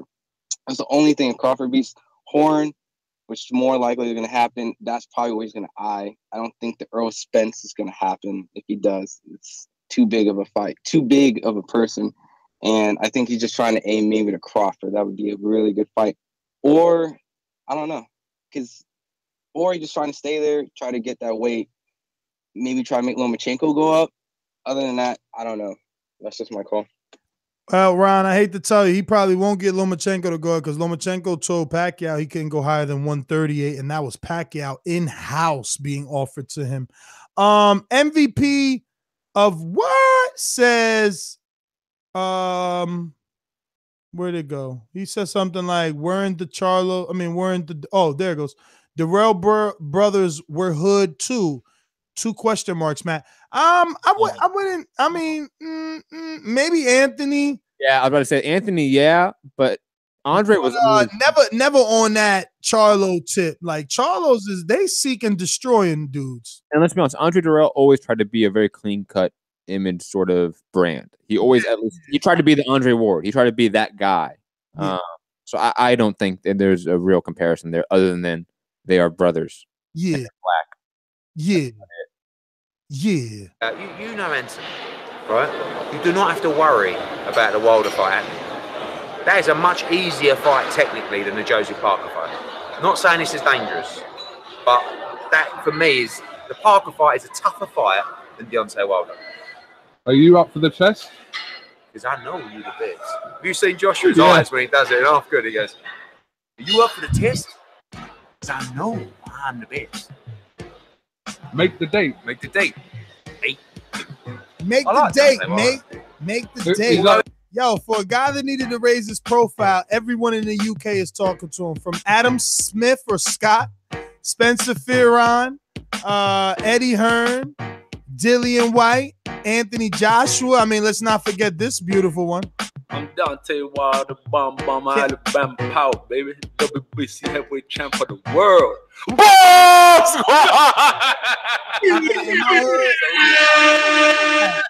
In my hood, that's called swagger jacking. I'm just saying. But look, I'm just trying to get the fight made. You know, I ain't picking no sides, man. I'm just reporting on the sport, man. You know, Canelo, he popped.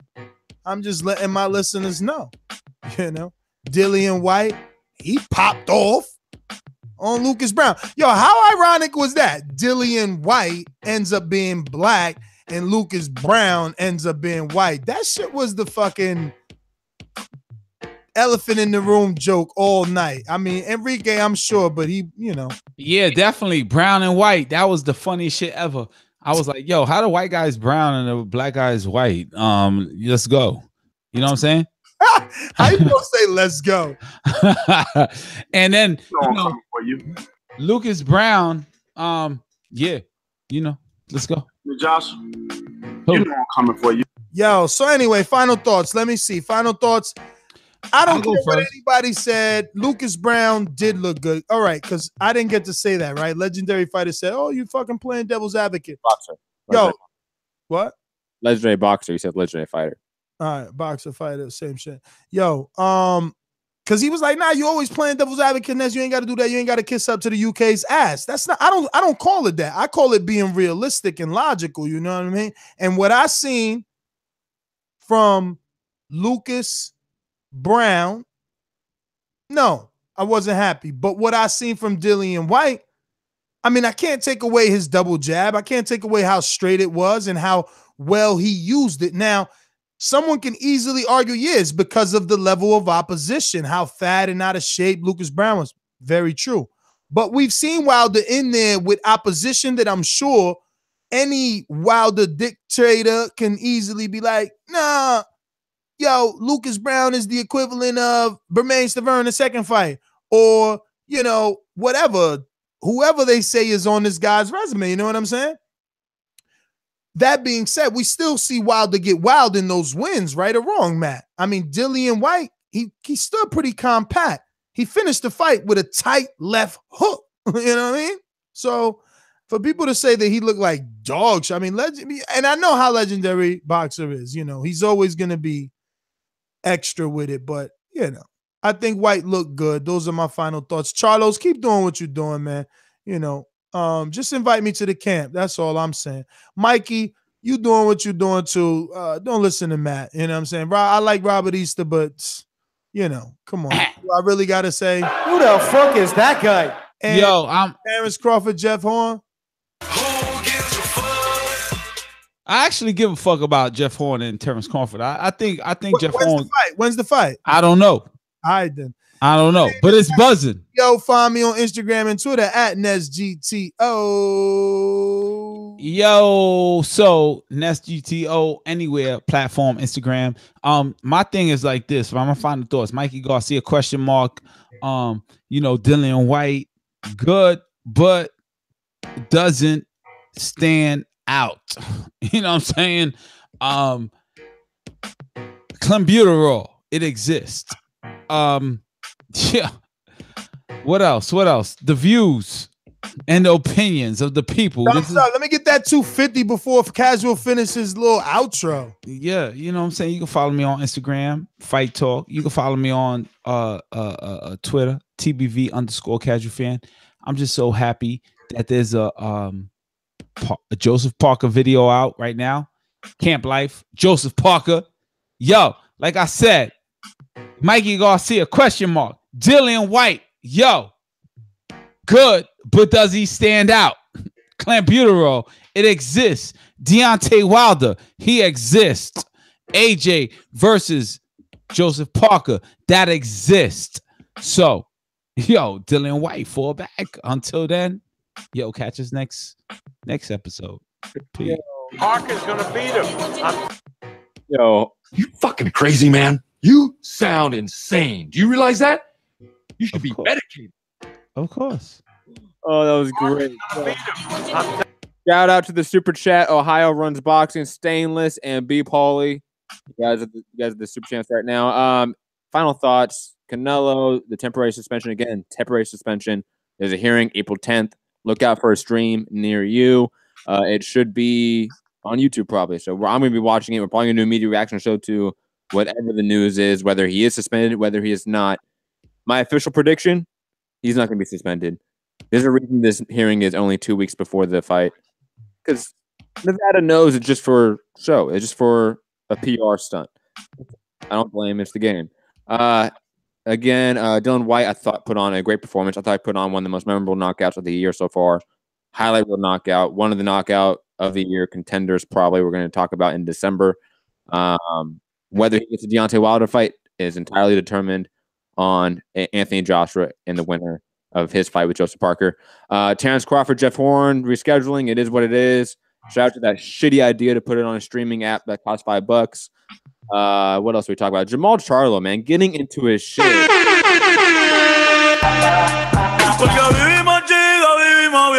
I like it. Jermall Charlo, keep up that energy, that vibe, that tone.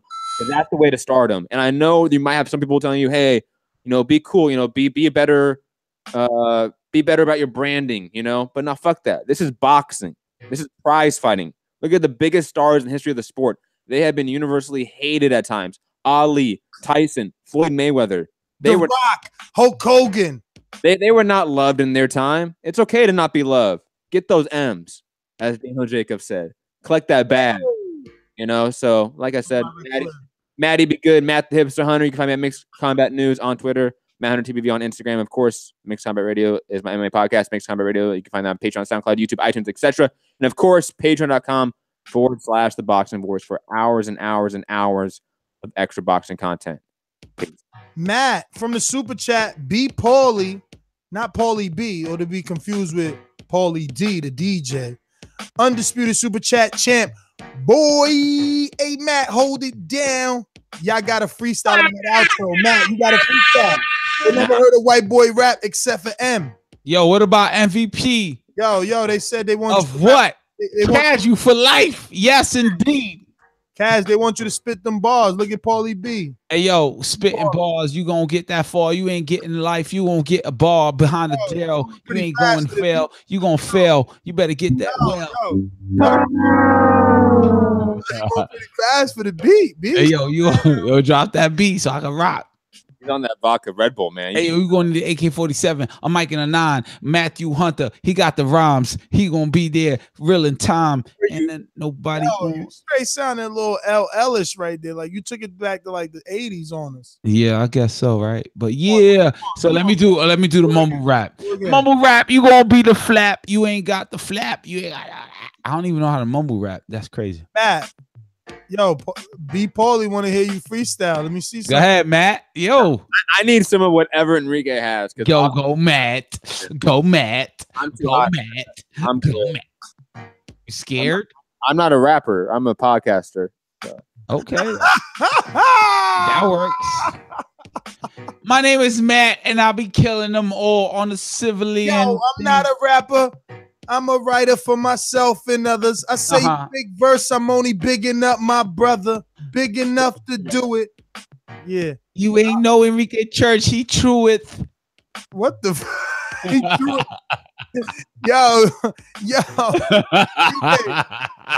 Tell him where to find that Camp Life. Yo, Camp Life, on YouTube right now. Type in. Matt, you don't want to fuck it overtime with Enrique like this. Type Joseph Parker Camp Life, the boxing voice. You won't get that real movie. Shit get cray overtime with Enrique like this. I'm just saying, though, you got the.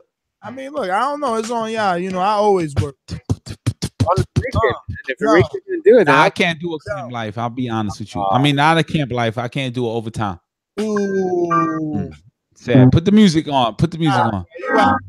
Not that song. The yeah.